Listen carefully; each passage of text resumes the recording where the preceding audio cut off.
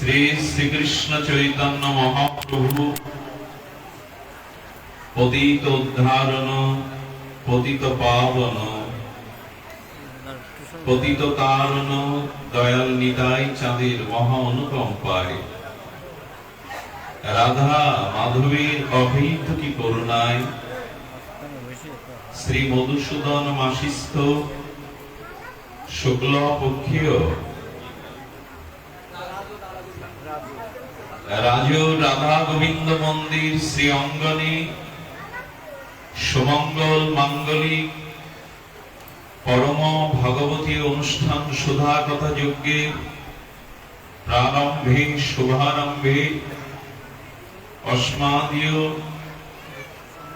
মদীয় পরমারাধ্য উপজীব্য শ্রী শ্রী আতুল চরণ শ্রী শ্রী গুরু মহারাজের চরণ বন্দনা পূর্বক দণ্ডবত প্রণতি পূর্বক একান্ত কৃপা করুণা প্রার্থনা যাচনা করে দীর্ঘ সময় আপনাদের মঙ্গলময় উপস্থিতিতে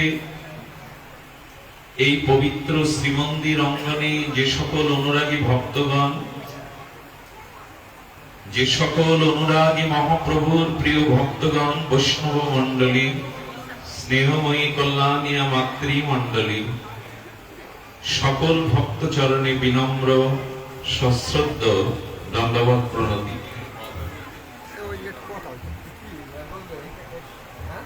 আজ আমাদের আলোচ্য বিষয় প্রেম তত্ত্ব। এই প্রসঙ্গে গোস্বামীগণে যে ভজন উপলব্ধি, ভজন অনুভূতি সেখানে জানাচ্ছেন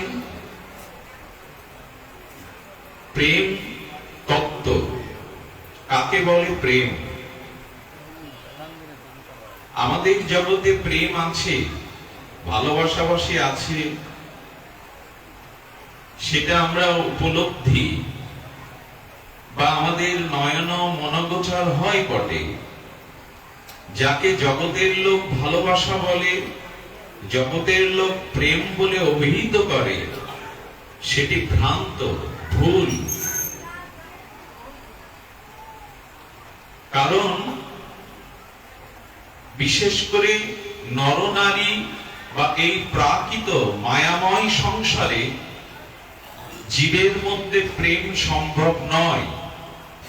এমনকি ভালোবাসাটাও জীবের মধ্যে সম্ভব নয়। যারা ভালোবাসা ভালোবাসা বলে চিৎকার করে, তারা ভালোবাসার যথার্থ শাস্ত্রীয় উপলব্ধি জানে না। প্রেম এই সংসারে আছে, তবে তার অনুসন্ধান সকলে অনুভব করতে পারে না। প্রেম, ভালোবাসা এগুলি চিৎ শব্দ, চিন্ময় শব্দ। এটা অলৌকিক ও দিব্য আধ্যাত্ম জগতের শব্দ। রবীন্দ্রনাথ ঠাকুর বলেছেন, জগতে আছে ভাঙা বাসা, ভালোবাসা নাই। কারণ যাদের সাথে আমাদের সম্বন্ধ, যাদের সাথে আমাদের একটি বন্ধন আছে, এটা ভেঙে যাবে, এটি বিনষ্ট হয়ে যাবে। প্রেম তাকে বলে বহুবিধ ধ্বংসের কারণ সত্ত্বেও যা ধ্বংস হয় না, তাকে বলে প্রেম। বহুবিধ ধ্বংসের কারণ সত্ত্বেও যা ধ্বংসশীল নয়, তাকে বলে প্রেম। এটি এই জগতে নাই।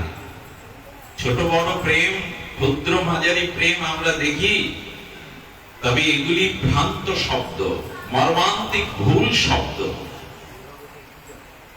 মরমী মাতৃসাধক রামপ্রসাদ, বাঙালি রামপ্রসাদের নাম জানে না, হতে পারে না। তিনি যোগমায়ার শক্তির পরম কৃপালব্ধ পরম মাতৃসাধক। একটা কলম লিখেছিলেন তিনি। সেই কলমটা হলো, পৃথিবীর কেউ ভালো তো বাসে না, এ পৃথিবী ভালোবাসিতে। এর উপরে কোন দার্শনিক কলম চালাবার ক্ষমতাই পায়নি। উনি এটা গীতিকার রূপে, কাব্য রূপে লেখেননি। মা ওনার জিহ্বায় বসেছে হৃদয়ে, সেই অনুভূতির দ্বারা, ভজন অনুভূতির দ্বারা, মায়ের অপরোক্ষ শক্তির দ্বারা এই শব্দটা লিখেছেন। এবং শেষে কি বললেন, যেথা আছে শুধু ভালোবাসাবাসী, সেটা যেতে প্রাণ কোথায় সে জায়গা, জগতে নয়। এই জগতে প্রেম বলে কিছু নেই, এই জগতে ভালোবাসা বলে যেটুকু দেখি ওটুকুলি ভ্রান্ত। প্রেম বা ভালোবাসা কোন মরণশীল জড় প্রকৃতির এই জগৎ সংসারের সাথে হয় না। তবে কি জগতে ভালোবাসা প্রেম নাই? আছে।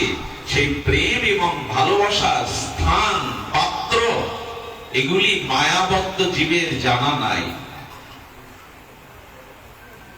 মূঢ়য়ং নাভিজানাতি, গীতায় ভগবান বলছেন এরা আমাকে জানে না, এরা মূঢ়।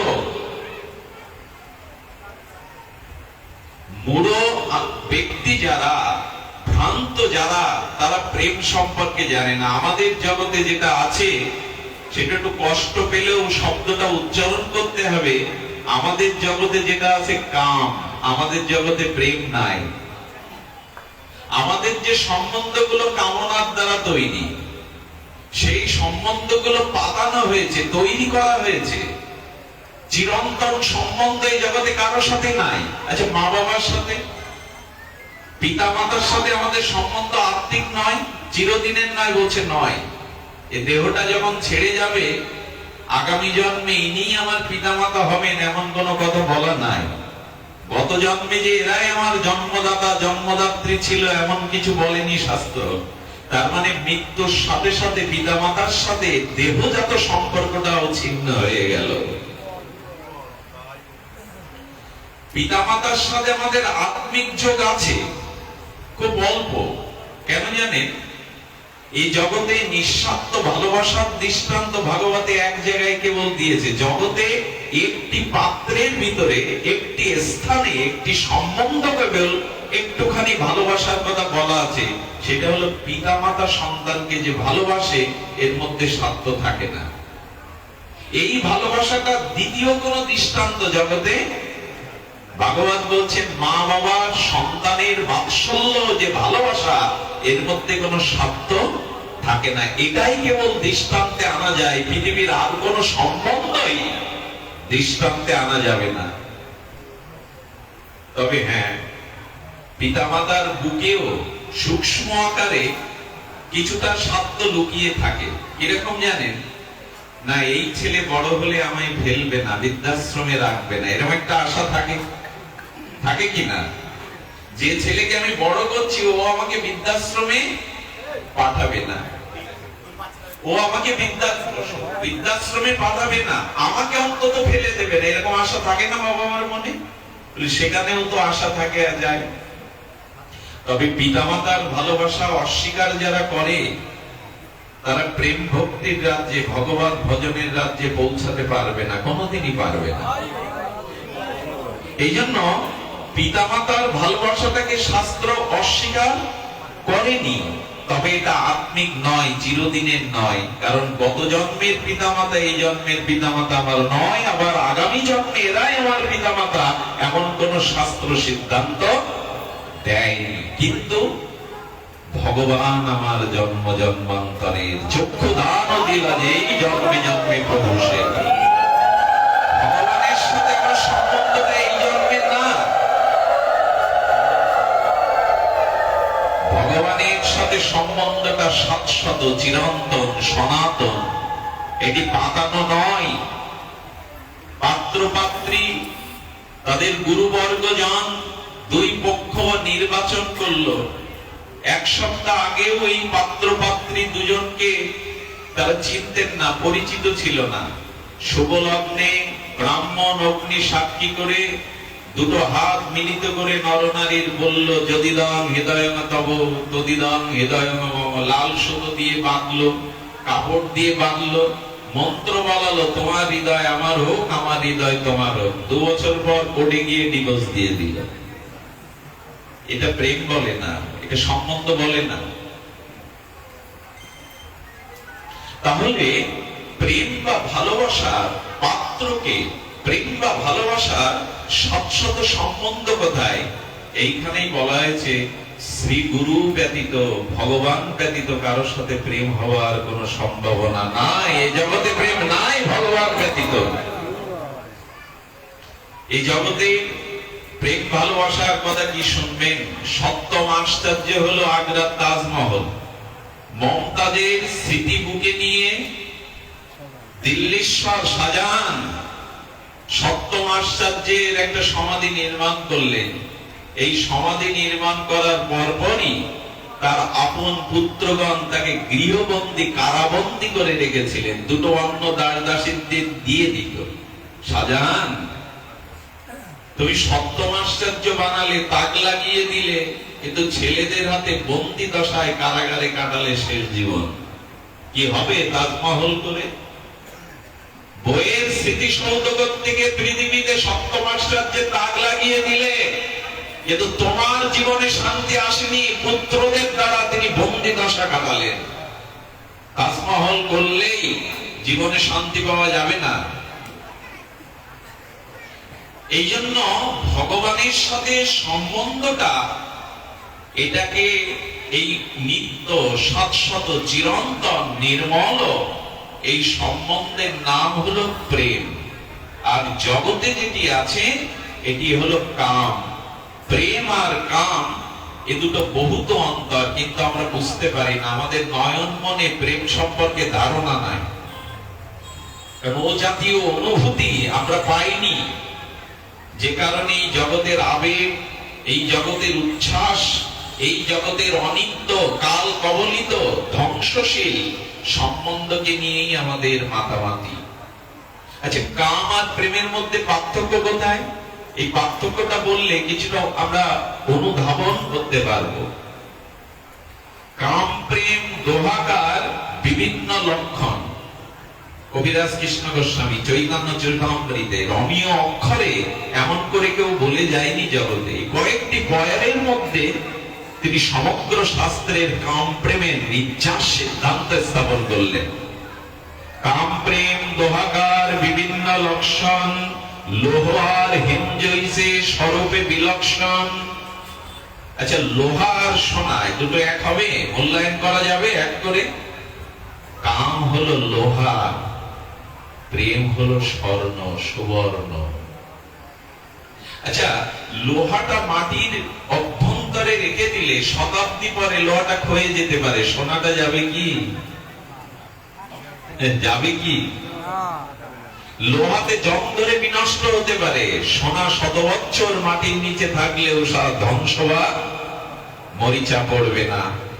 লোহাটা হলো কাম, যেটা এই জগতে আছে, যেটা আমাদের সাথে সম্বন্ধ। আর সবর্ণ সোনা হলো প্রেম। এই হলো স্বরূপে বিলক্ষণ বলে নির্ণয় করছে। এমন একটা বয়ার দিয়েছেন এখানে, আত্মেন্দ্রিয় প্রীতিবাঞ্ছা তারে বলে কাম। কাম কাকে বলে? আত্মেন্দ্রিয় প্রীতিবাঞ্ছা তাকে বলে কাম। কৃষ্ণেন্দ্রিয় প্রীতিবাঞ্ছা ধরে প্রেম। আহা, এমন বয়ার আর কেউ লিখে যায়নি। কবিরাজ কৃষ্ণ গোস্বামী তার অনবদ্য অনুভূতির দ্বারা মহাপ্রভুর বিশেষ কৃপায় এই সরগোস্বামীর অন্যতম ত্যাগ ও বৈরাগ্যের মধ্যে রঘুনাথ দাস গোস্বামী লিখলেন, আত্মেন্দ্রিয় প্রীতিবাঞ্ছা তাকে বলে কাম, কৃষ্ণেন্দ্রিয় প্রীতিবাঞ্ছা ধরে প্রেম। শব্দটা এরকম দ্রুত বলে গেলে আমরা বুঝতে পারবো না। আত্মেন্দ্রিয় প্রীতি কাকে বলে? প্রতিটি জীবের মধ্যে তার অসুখ বাসনা আছে, আমি সুখী হব, আছে কিনা? শুধু মানুষ না, প্রতিটি জীবের মধ্যে সসুখ বাসনা আছে। সসুখ মানে নিজের সুখের বাসনা। এই তো প্রতিটি জীব তার নিজ সুখের বাসনা হৃদয়ে পোষণ করে। কি করে আমি সুখী হব?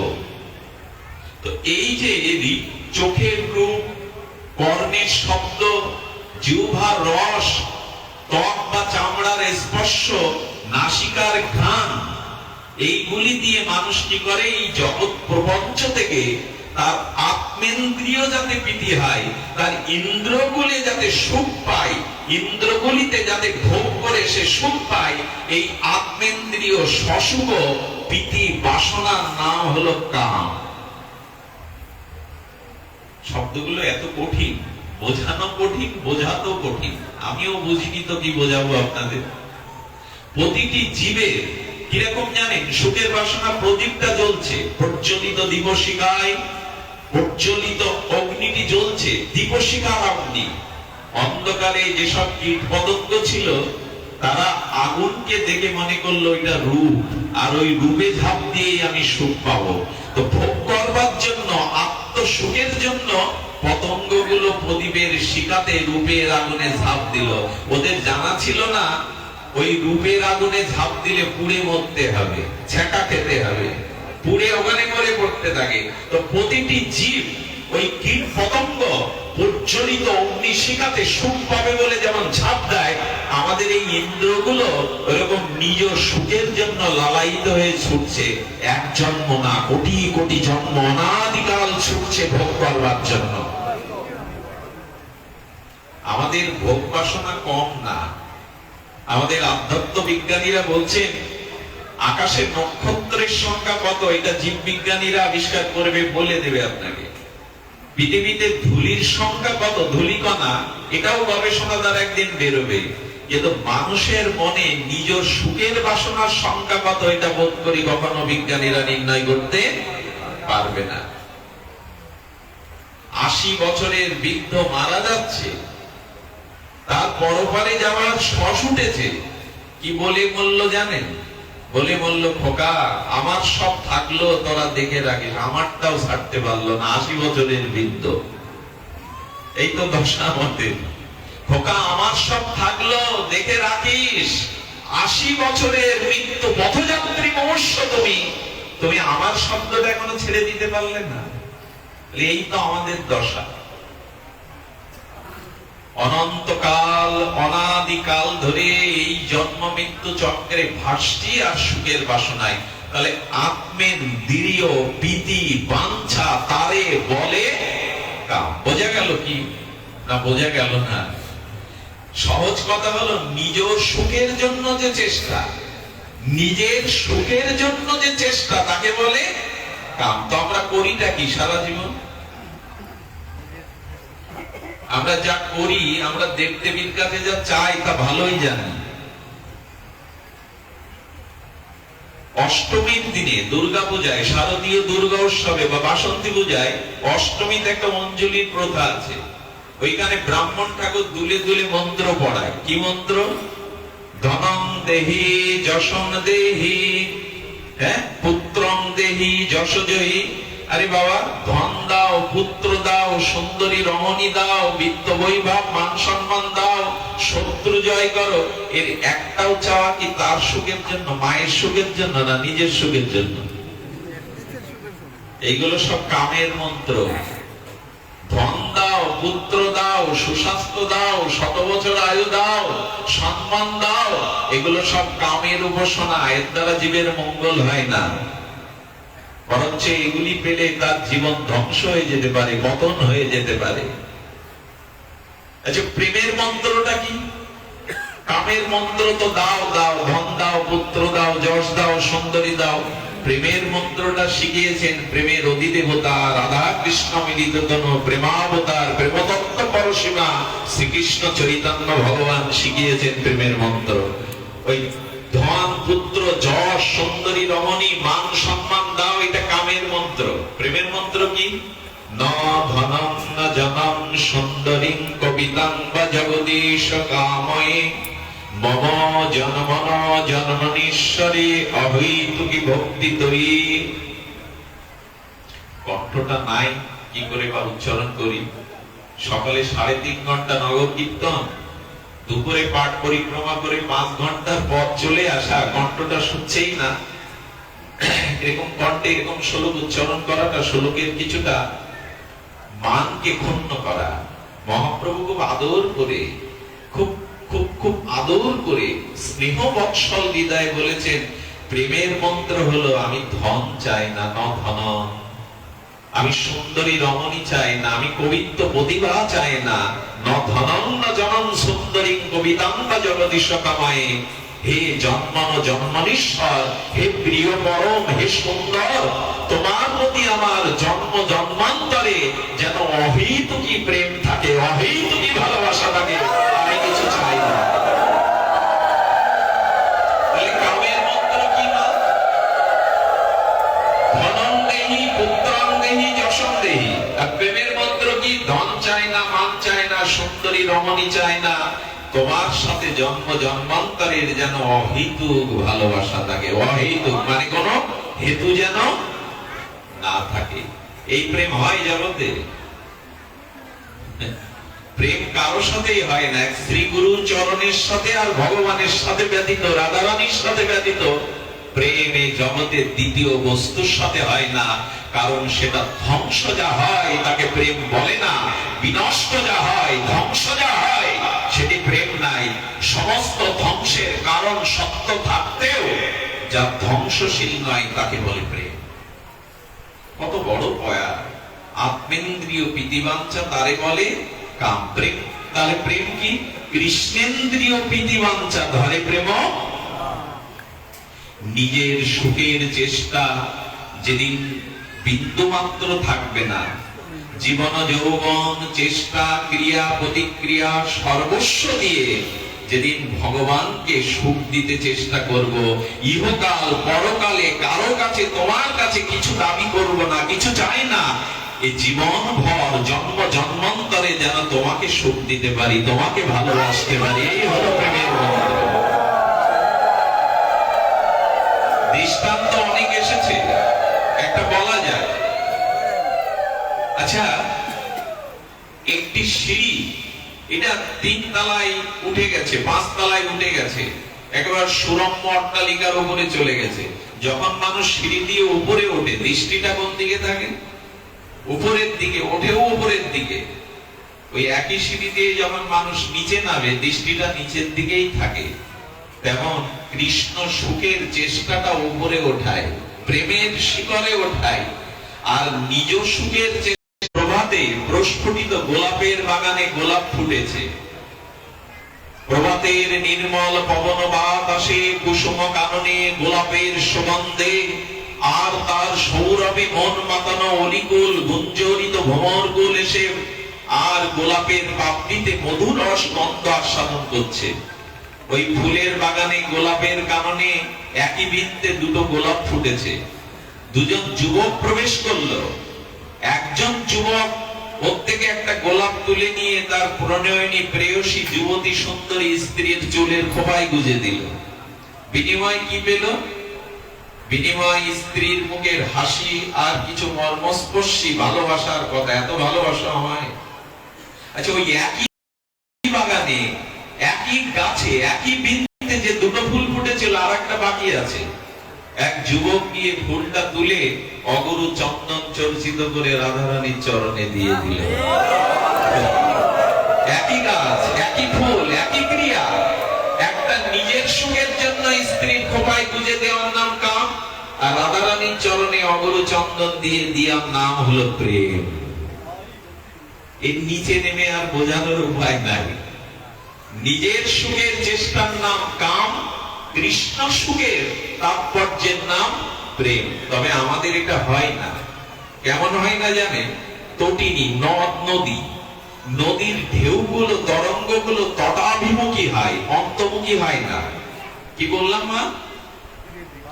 নদী বা তটিনীর ঢেউগুলো কোন দিকে যায়? ভেতরের দিকে আসে না কুলের দিকে যায়? তেমন আমাদেরও কামনা বাসনার ঢেউটা নিজের দিকে আসে, বিপরীত দিকে কৃষ্ণমুখী হয় না।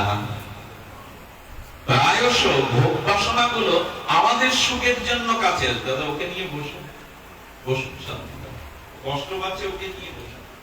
তো কি বলেছে? ঢেউটা, তরঙ্গটা এদিকে যায় না। আসলে প্রেমটা তো বুঝিনি। প্রেম নামে জগতে যা চলছে সেটি প্রেমকে অভিশপ্ত করা হয়েছে, প্রেমকে কলঙ্কিত করা হয়েছে। নরনারী নায়ক নায়িকার প্রাকৃত যে প্রেম, প্রেমটা হয় না কেন জানেন? যুবক যুবতীকে ভালোবাসলো বটে, প্রেয়সী প্রণয়নীকে ভালোবাসলো বটে, কিন্তু দেখা গেল ভালোবাসা তোমাকে যেতে দেব না, আচ্ছা, বাসর রাতে কোন প্রণয়িনী সুন্দরী যুবতী স্ত্রী তার স্বামীকে বলছেন, মরণ যদি ওপার থেকে ডাক দেয়, আবেগের কথা, সিনেমার কথা, নাটকের কথা, ওপার থেকে যদি মরণ ডাক দেয়, আমি তোমায় যেতে দেব না, আমি আঁচলে করে চিরদিন তোমায় বেঁধে রাখবো, আমি তোমার আগে যাব, তোমায় যেতে দেব না। আচ্ছা, যেদিন কালের নিয়মে, মহাকালের নিয়মে ওই পতি মারা গেল 2 বছর পর, তখন কি বলে? রাখতে পারলাম না, আমি আমার কাছে আর তাকে এই গান আগে গেয়েছিলে কেন, আমি তোমায় রেখে দেব। মরণ ওপার থেকে, কি যেন একটা ডুয়েট আছে কিশোর আর লতা, ওপারের ডাক যদি আসে শেষ খেয়া হয় পাড়ি দিতে, আছেন একটা গান, অনুরাগের ছোঁয়া সম্ভবত ছবিটা।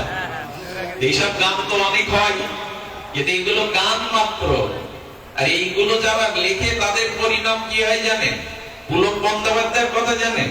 বিখ্যাত গীতিকার, পশ্চিম বাংলার গৌরী প্রসন্ন এবং পুলক বন্দ্যোপাধ্যায়, এদের মতো গীতিকার এখনো ভারতে জন্মায়নি, বাংলায় বিশেষ করে। সেই পুলক বন্দ্যোপাধ্যায় মান্নাদিকে নিয়ে গাওয়াল, আমার একটু জায়গা দাও মা, মন্দিরে বসি, কতবার স্তুতি করলো। শেষে আত্মগ্লানিতে গঙ্গায় আত্মহত্যা করে মারা গেল পুলক বন্দ্যোপাধ্যায়। জানেন এটি? এত লিখে কি করলে তুমি? যার গান লিখতে হতো তার গান লেখনি তুমি। এই জগতের প্রকৃত কবি তারাই যারা ঈশ্বরের গুণগান গেয়ে যায়, জগতের গুণগান গায়। এরা হলো নারদ, এরা বাল্মীকি, এরা ব্যাসদেব, এরাই হলো আদি কবি, যারা এই জগতের প্রাকৃত। আছে আমাদের বাংলাদেশের একজন অন্যতম সাহিত্যিক, নাম বলবো না, বাংলাদেশের নরনারী তাকে নিয়ে পাগল।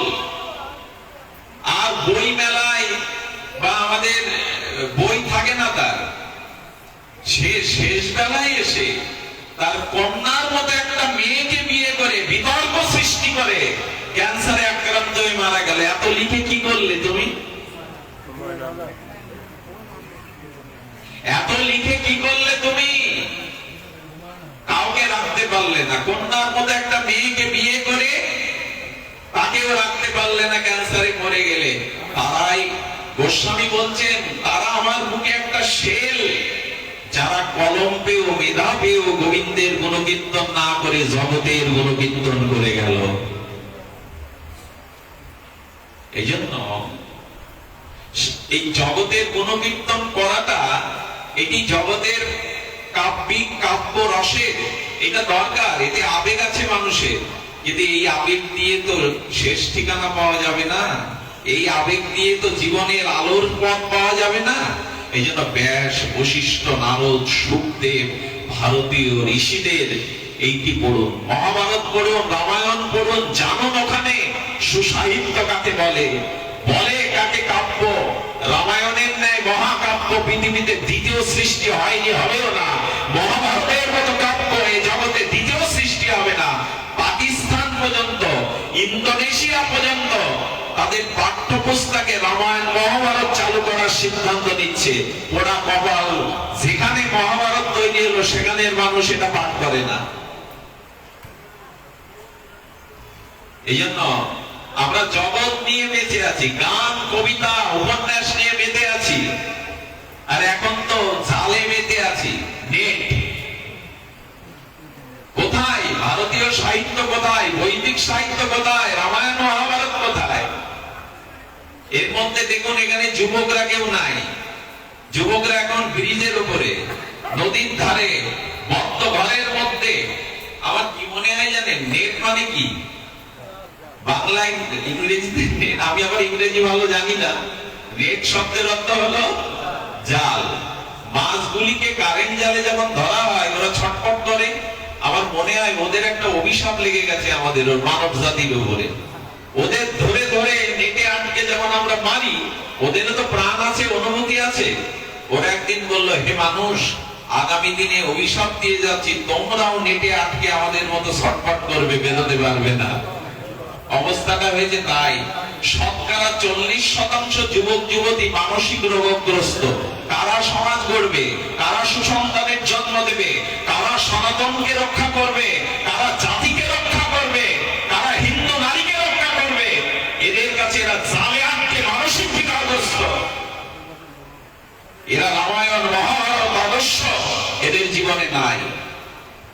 9 বছর থেকে, স্বাধীনতার 2 বছর পর জন্ম আমার, 9 বছর থেকে গলা ফাটিয়ে কথাগুলো বললাম, কাজে আসেনি। পাথরের মুখে ঢেলা ছড়ার মতো ভেঙে গেছে।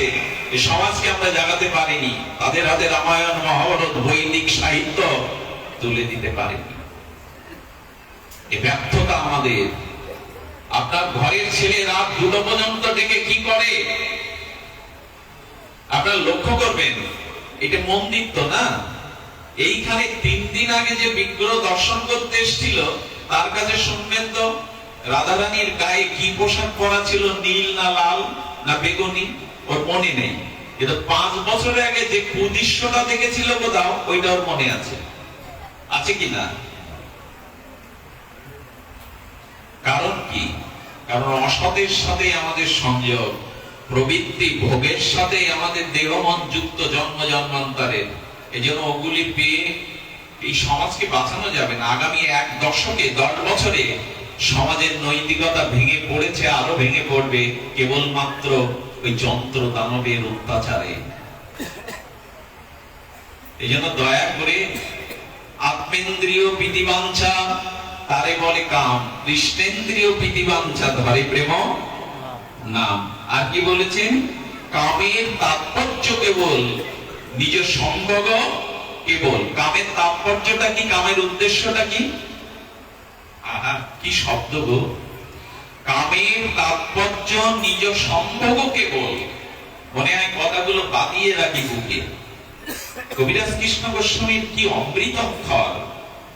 কামের তাৎপর্যটা কি? আচ্ছা, আমি যে এখানে এসছি, আমার তাৎপর্যটা কি? আসা, ধনী কথা, সাধু সঙ্গত, এই তো তাৎপর্য থাকতে হবে, তো লক্ষ্য থাকতে হবে। তো কামের তাৎপর্য হলো নিজ সম্ভব, নিজের ভোগ। এই তো নিজের ভোগ হলো কামের তাৎপর্য।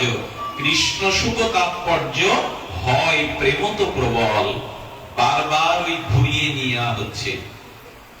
প্রেম আর কাম কেমন? ভূত সলিলা গঙ্গার জলটা পাত্রকে তুলে পচা ড্রেনের জলের মধ্যে দিয়ে দিন। গঙ্গা জলটা পাত্রে করে তুলে ড্রেনের জলে দেওয়ার নাম কাম। আর ড্রেনের দূষিত জলটা পুত পবিত্র গঙ্গায় ফেলে দেওয়ার নাম হলো প্রেম। আচ্ছা মা, গঙ্গার জল পুত পবিত্র, সত্যপাতক আসেনি। গঙ্গার জল যদি ড্রেনের দূষিত জলের মধ্যে ঢেলে দেন, গঙ্গার জলের মাহাত্ম্য থাকলো? আচ্ছা, ড্রেনের দূষিত জলটা যদি ড্রেনের মধ্যে গিয়ে গঙ্গায় গিয়ে পড়ে, তখন ওকে ড্রেনের জল কেউ বলবে? তো যেদিন জীবনের নিজেও কামনা বাসনা ভোগের এই পথটা ঘুরে যাবে, ভগবানের সুখের জন্য যাবে, তাকে বলে প্রেম। আর প্রেম শব্দটা এখানে গৌড়ীয় বৈষ্ণবরা আছেন অনেকেই, তারা বিদগ্ধ জন। আমার ছেলে মানুষই কথাগুলো তাদের হৃদয়ে আঘাত করছে। প্রেমের ব্যাখ্যা এরকম না। প্রেমের ব্যাখ্যা ছিল গুরু মহারাজজি জগতে জানিয়েছেন, লাদিনী সারকে বলে প্রেম। এবার মূল কথায় আসি। অনেক ভূমিকা এলো, অনেক কথা এলো, মনে কিছু নেবেন না। শাস্ত্রীয় পরিভাষায় আমরা প্রেমকে এবার একটু জানবো। লাদিনী সার প্রেম। প্রেম কি? প্রেম কাকে বলে? লাদিনী সার। লাদিনী কাকে বলে মা বলো?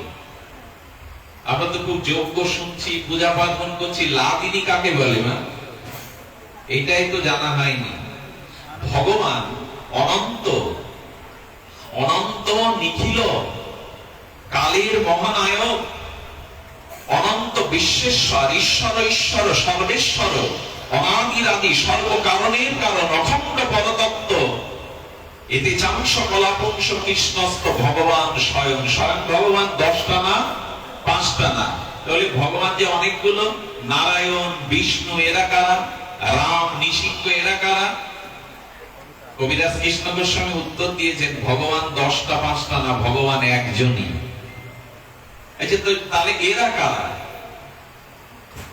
সেখানে বলা হচ্ছে, এক দ্বীপ হইতে সহস্র দ্বীপের জ্বলন, ততপাই প্রথম দ্বীপ করিয়ে গণন। আচ্ছা, একটা প্রদীপ জ্বলছে, অন্য প্রদীপ জ্বালাতে গেলে প্রথম তো একটা প্রদীপ জ্বালানো লাগবে। তো প্রথম প্রদীপের দীপশিখা থেকে আর 99টা প্রদীপ জ্বালানো হলো কি না? একটা প্রজ্বলিত প্রদীপের শিখা থেকে 99 প্রদীপটা জ্বালালেন। মূল্যায়ন কাকে করতে হবে আগে? প্রথম প্রদীপটার তো মূল্যায়ন করতে হবে। আর 99টা প্রদীপের আগুন বা আলো আর প্রথম প্রদীপের আলোর মধ্যে কোনো পার্থক্য আছে? মহিমায়, তত্ত্বে একই তো আগুন, একই তো তার রূপ, পার্থক্য একটাই, তুমি প্রথম না থাকলে আর 99টা প্রজ্বলন করা। এই প্রথম প্রদীপটা হলো অখণ্ড পরতত্ত্ব ভগবান শ্রীকৃষ্ণ। ভগবান কৃষ্ণ এতে চাংশ কলাপংশ কৃষ্ণস্ত ভগবান স্বয়ং।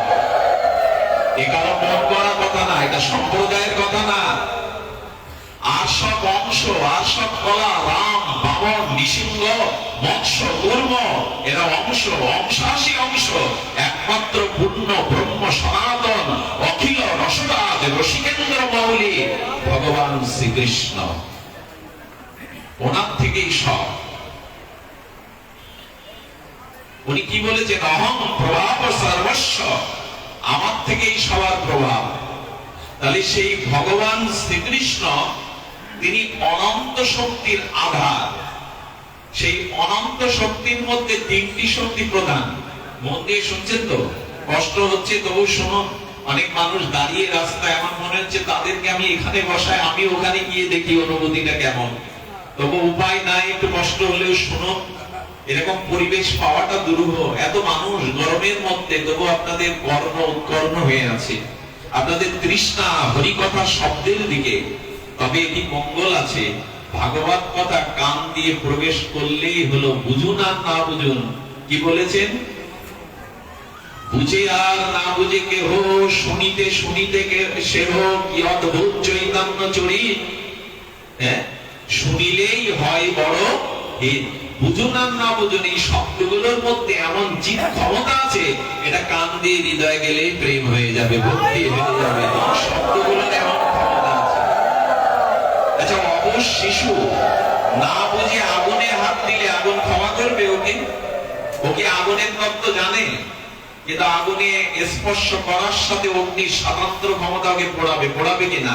তেমনি এই শব্দগুলোকেও বুঝে আর না বুঝে কান দিয়ে ভেতরে গেলেই, শুনিলেই হয় বড় হিত। বড় হিত মানে ছোট হিত না, বড় হিত মানে এই কথাগুলো শুনলে ভগবানের প্রতি প্রেম জন্মে যাবে, আসক্তি জন্মে যাবে, অনুরাগ জন্মে যাবে। এই জন্য শ্রবণ করুন। সেই ভগবান শ্রীকৃষ্ণের অনন্ত শক্তির মধ্যে 3টি শক্তি প্রধান। কয়টা?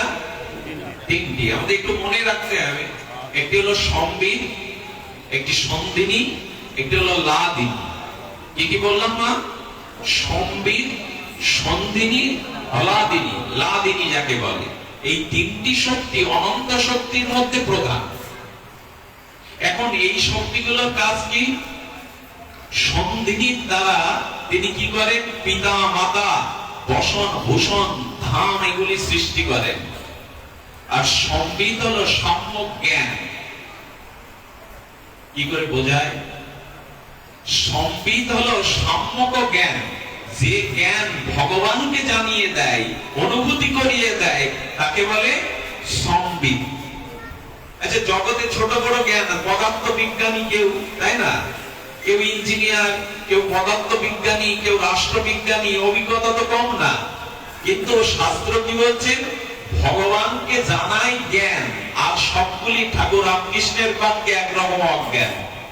কি কথা বলে দিয়েছেন এই পাগল ঠাকুর দক্ষিণেশ্বরে, বলে ঈশ্বরকে জানাই জ্ঞান, আর সব অজ্ঞান। অজ্ঞান এই জন্য জগতের জ্ঞানে ভালো চেয়ার পাবে, মালা পাবে, টাকা পাবে, ব্যাংক ব্যালেন্স পাবে, পরকালে পথ পাবে না, পরকালে নিজের উদ্ধার করতে পারবে না। এই জন্য বলছেন ঈশ্বরকে জানাই হলো প্রকৃত।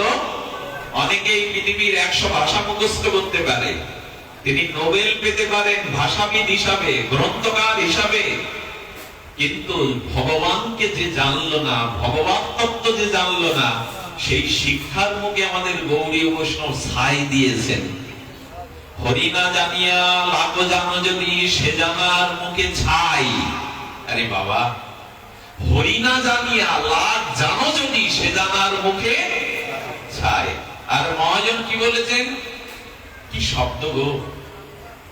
বলেছেন চারিবেদ ষড়দর্শন পড়িয়াছে যেইজন সে যদি গৌরাঙ্গ নাহি ভজে। চারিবেদ ষড়দর্শন, ব্যাকরণ, ভূগোল, ইতিহাস, কাব্য, অলংকার তুমি সব ঠোঁটস্থ করেছো, তুমি পণ্ডিত, কিন্তু যদি গৌর ভজন না করো, রাধারানীর ভজন না করো, কি বললেন? চারিবেদ ষড়দর্শন পড়িয়াছে যেজন সে যদি গৌরাঙ্গ নাহি ভজে। বিধাতার অধ্যায়ন লোচন বিহীন জন অন্ধের দর্পণ কিবা কাজে। আচ্ছা, খুব সুন্দরী, অষ্টাদশী সুন্দরী, অপরূপ যুবতী, কিন্তু সে জন্মন্ধ, তার সামনে আয়না রেখে লাভ কি? খুব সুন্দরী যুবতী, কিন্তু সে জন্মন্ধ, তার সামনে দর্পণ দেখিয়ে কোনো লাভ আছে? আছে বাবা? অন্ধ যুবতীর সামনে আয়না রেখে তাকে কি বোঝাবেন, কি দেখাবেন? সে তো জন্মন্ধ।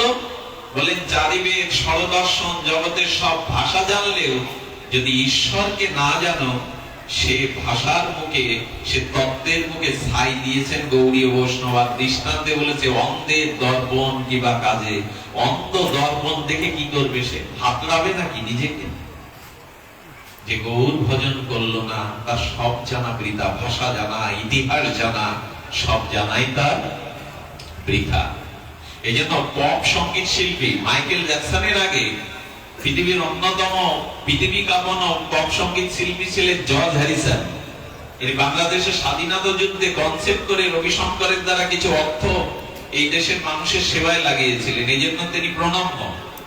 অত বড় আমেরিকায় বাড়ি গাড়ি থাকতে শেষে ইসকনে সদস্য হয়ে রাজপথে তিলকমালা নিয়ে খালি পায়ে তপ্ত রোদ্দুরে হরে কৃষ্ণ গাইতে গাইতে মরে গেলেন জর্জ হ্যারিসন। ওরা গেরুয়া পরে, তিলক পরে, নাইট ক্লাবে যেসব মেয়েরা নাচতো, আমেরিকার মেয়েরা, পাশ্চাত্যের মেয়েরা, তারা এখন মায়াপুরে, নবদ্বীপে, রাধা কুণ্ডে লাল পেড়ে সাদা করে শাড়ি পরে, আর তারা গৌরীয় বেশ ধরে রাধা রানীর চরণ চিন্তা, ভগবানের নাম আরতি করছে। এই জন্য যদি ভগবানকে না জানেন, তবে লাখ জেনেও লাভ নাই, লাভ নাই। আমরা তো দেখলাম, জগতেও দেখছি। এই জন্য বলছেন ঈশ্বরকে জানাই জ্ঞান। তো সম্বিত হলো ঈশ্বরকে জানা, সম্বিত না। হ্যাঁ, সম্বিত ঈশ্বরকে জানা। আর লাদিনীটা কি? ওই লাদিনীটাই প্রেম। লাদিনী সারকে বলা হয়। আচ্ছা, রস আনলেন, উনানে দিলেন পাত্রে করে, জাল দিতে শুরু করলেন, রসটা গাঢ় হয়ে কি হয়? দানা পড়ে। দানাটা গাঢ় হলে কি হয়? গুড় হয়। গুড়টা আরো জাল দিলে চিনি হয়ে যায়। চিনিটা আরো বেশি করে জাল দিলে মিশ্রি হয়ে যায়। মিশ্রিটা আরেকটু জাল দিলে সীতা মিশ্রি বা দুলালের তাল মিশ্রি হয়। ওইটাই তো পরিণতি। আচ্ছা, দুধ থেকে অম্ল যোগে ঘোল করলেন, দধি করলেন, মন্থন করে মাখন তুললেন, অগ্নিতে তাপ দিলেন, ঘি হলো, পরাপাকের ঘি হলো। ঘির পরে তো দুধের আর কোনো পরিণাম নেই, আছে কি? তেমন লাদিনী শক্তিটা তাহলে কি? আরে কি করে বোঝায়? সম্বিত সন্দিনী, সন্দিনীর দ্বারা গোবিন্দ যে ধামে আনবেন বৃন্দাবনে, যে বাঁশিটা নেবেন, বসন ভূষণ নেবেন, পিতামাতা, এগুলো সন্দিনীর শক্তির দ্বারাই তৈরি। আর সম্বিত হলো ভগবত জ্ঞান। লাদিনী কথা বলতে এখানে এসেছি। লাদিনী সার প্রেম, মানে গুড় হয়ে গেল, মিশ্রি হয়ে গেল, দুধ থেকে ঘি হয়ে গেল। তো কৃষ্ণের মধ্যে লাদিনী শক্তিটা হলো সহজ কথায় যে শক্তি পূর্ণানন্দময়, ভগবানকেও আনন্দ দেয়, তার নাম লাদিনী। আবার বলি মা, কথাটা মনে রেখে যাও। আনন্দময়, সচ্চিদানন্দময়, পূর্ণ আনন্দময় ভগবানকেও যে শক্তি আনন্দ দেয়, তার নাম লাদিনী। আর বলা লাগবে না, আপনারা সব ভজনানন্দী, আপনারা শিক্ষিত শ্রোতা, বিদগ্ধ শ্রোতা, আপনাদের দুইবার বলা লাগবে না। আচ্ছা, ভগবান পূর্ণানন্দময়, ওনাকে আনন্দ দেবে কে? আবার এটা কেমন কথাটা বিপরীত সংঘর্ষী হচ্ছে না? বেদ কি বলেছেন দেখুন। বেদ পূর্ণব্রহ্ম ভগবানকে কি বলেছেন? ওম পূর্ণমদাং পূর্ণমিদং পূর্ণাৎ পূর্ণমুদচ্যতে পূর্ণস্য পূর্ণমাদায় পূর্ণমেবাবশিষ্যতে। সম্পূর্ণ, পূর্ণমদং পূর্ণমিদং পূর্ণাৎ পূর্ণমুদচ্যতে, সম্পূর্ণ। পূর্ণ যে তাকে আবার অপূর্ণ যে না তাকে কে আনন্দ দেবে? এবার তো খুব জায়গায় চলে এসেছি আমরা। প্রেম বুঝতে গেলে এই জায়গাটা দিয়ে বুঝতে হবে। লাদিনী সারকে বলে প্রেম। লাদিনী মানে পূর্ণ আনন্দময় ভগবানকেও যিনি আনন্দ দেন তার নাম হলো লাদিনী। আচ্ছা, লাদিনীটা জলের মতো, জলের কোনো আকার নেই, কিন্তু শীতলীকরণে জলটা যখন বরফ হয়ে যায় তখন একটা আকার নেয় কিনা, একটা রং দেখা যায় কিনা। তো গোবিন্দের অন্তরে যে আনন্দদায়িনী শক্তিটা অমূর্ত, কোন মূর্তিতে নাই, তাকে বলে লাদিনী। আর ওই লাদিনী শক্তিটা জল যেমন শীতল যোগে বরফ হয়ে গেল, একটা আকার হয়ে গেল। আচ্ছা, জল ছুড়ে মারলে আনন্দ হয় তো, গরমের দিনে জল কেলি বলে। কেউ যদি কারো গায়ে জল ছুড়ে মারে বাচ্চারা, এটা জল কেলি বলে না? হ্যাঁ, কেউ দিতে পারে। প্রেমিক প্রেমিকা জল ছুটছে, একে বলে জল কেলি। আচ্ছা, জলটা বরফের তলা যখন হয়ে গেল, বরফ ছেলে মারলে জল কেলি খেলা হবে তো, নাক কান তো ফেটে যাবে। একই জিনিস যখন জমলো তখন খেলা হবে না, হবে কি? তখন তো নাক কান ফাটবে। তো গোবিন্দের ভিতরে যে লাদিনী, যে শক্তির পরিচয় আপনাদের কি করে দেই? শক্তি ক্রিয়াশীলা। দার্শনিকরা বলছেন শক্তিকে দেখানো বা বোঝানো। আবার বলি শক্তি। আচ্ছা, এই যে বিদ্যুতের তারটা এর মধ্যে এসে শব্দ যন্ত্রটা অনেক দূর পৌঁছে দিচ্ছে, আমি এটা ধরলে ওই বিদ্যুতের তারের মধ্যে যে অদৃশ্য শক্তিটা ওটা দেখতে পাওয়া যাবে? তার চিনলে, ওটা ছুলে স্পর্শ করলে বোঝা যাবে? ক্রিয়ার দ্বারা শব্দটা পৌঁছাচ্ছে, আলোটা জ্বলছে, ক্রিয়ার দ্বারা শক্তি অভিব্যক্তি হয়। শক্তিকে কখনো বোঝানো, কথাগুলো এত দার্শনিক কথা। শক্তি ক্রিয়াশীলা, ক্রিয়া ছাড়া শক্তির অভিব্যক্তি হয় না, ক্রিয়াতেই বোঝা যায়। তো ক্রিয়াশীলা শক্তি যখন গোবিন্দের অন্তরে কোন ক্রিয়া করছে না, অমূর্ত অবস্থায় সুখ দিচ্ছে জলের মতো, তখন তার নাম লাদিনী। আর ওই ভেতরের শক্তিটা চিন্তা করছে, আমি যদি তার সামনে গিয়ে কোন মূর্তি হয়ে আমি যদি সামনে গিয়ে কোন আকার ধারণ করে তাকে আরো একটু বেশি আনন্দ দিতে পারতাম, এই চিন্তাটা ভেতরের লাদিনী শক্তির এলো। আহা, কি মধুর কথা! ওই যে জলটা বরফ হতে চাইছে, ভেতরের যে লাদিনী শক্তিটা, ওই শক্তিটা মনে করছে আমি অদৃশ্য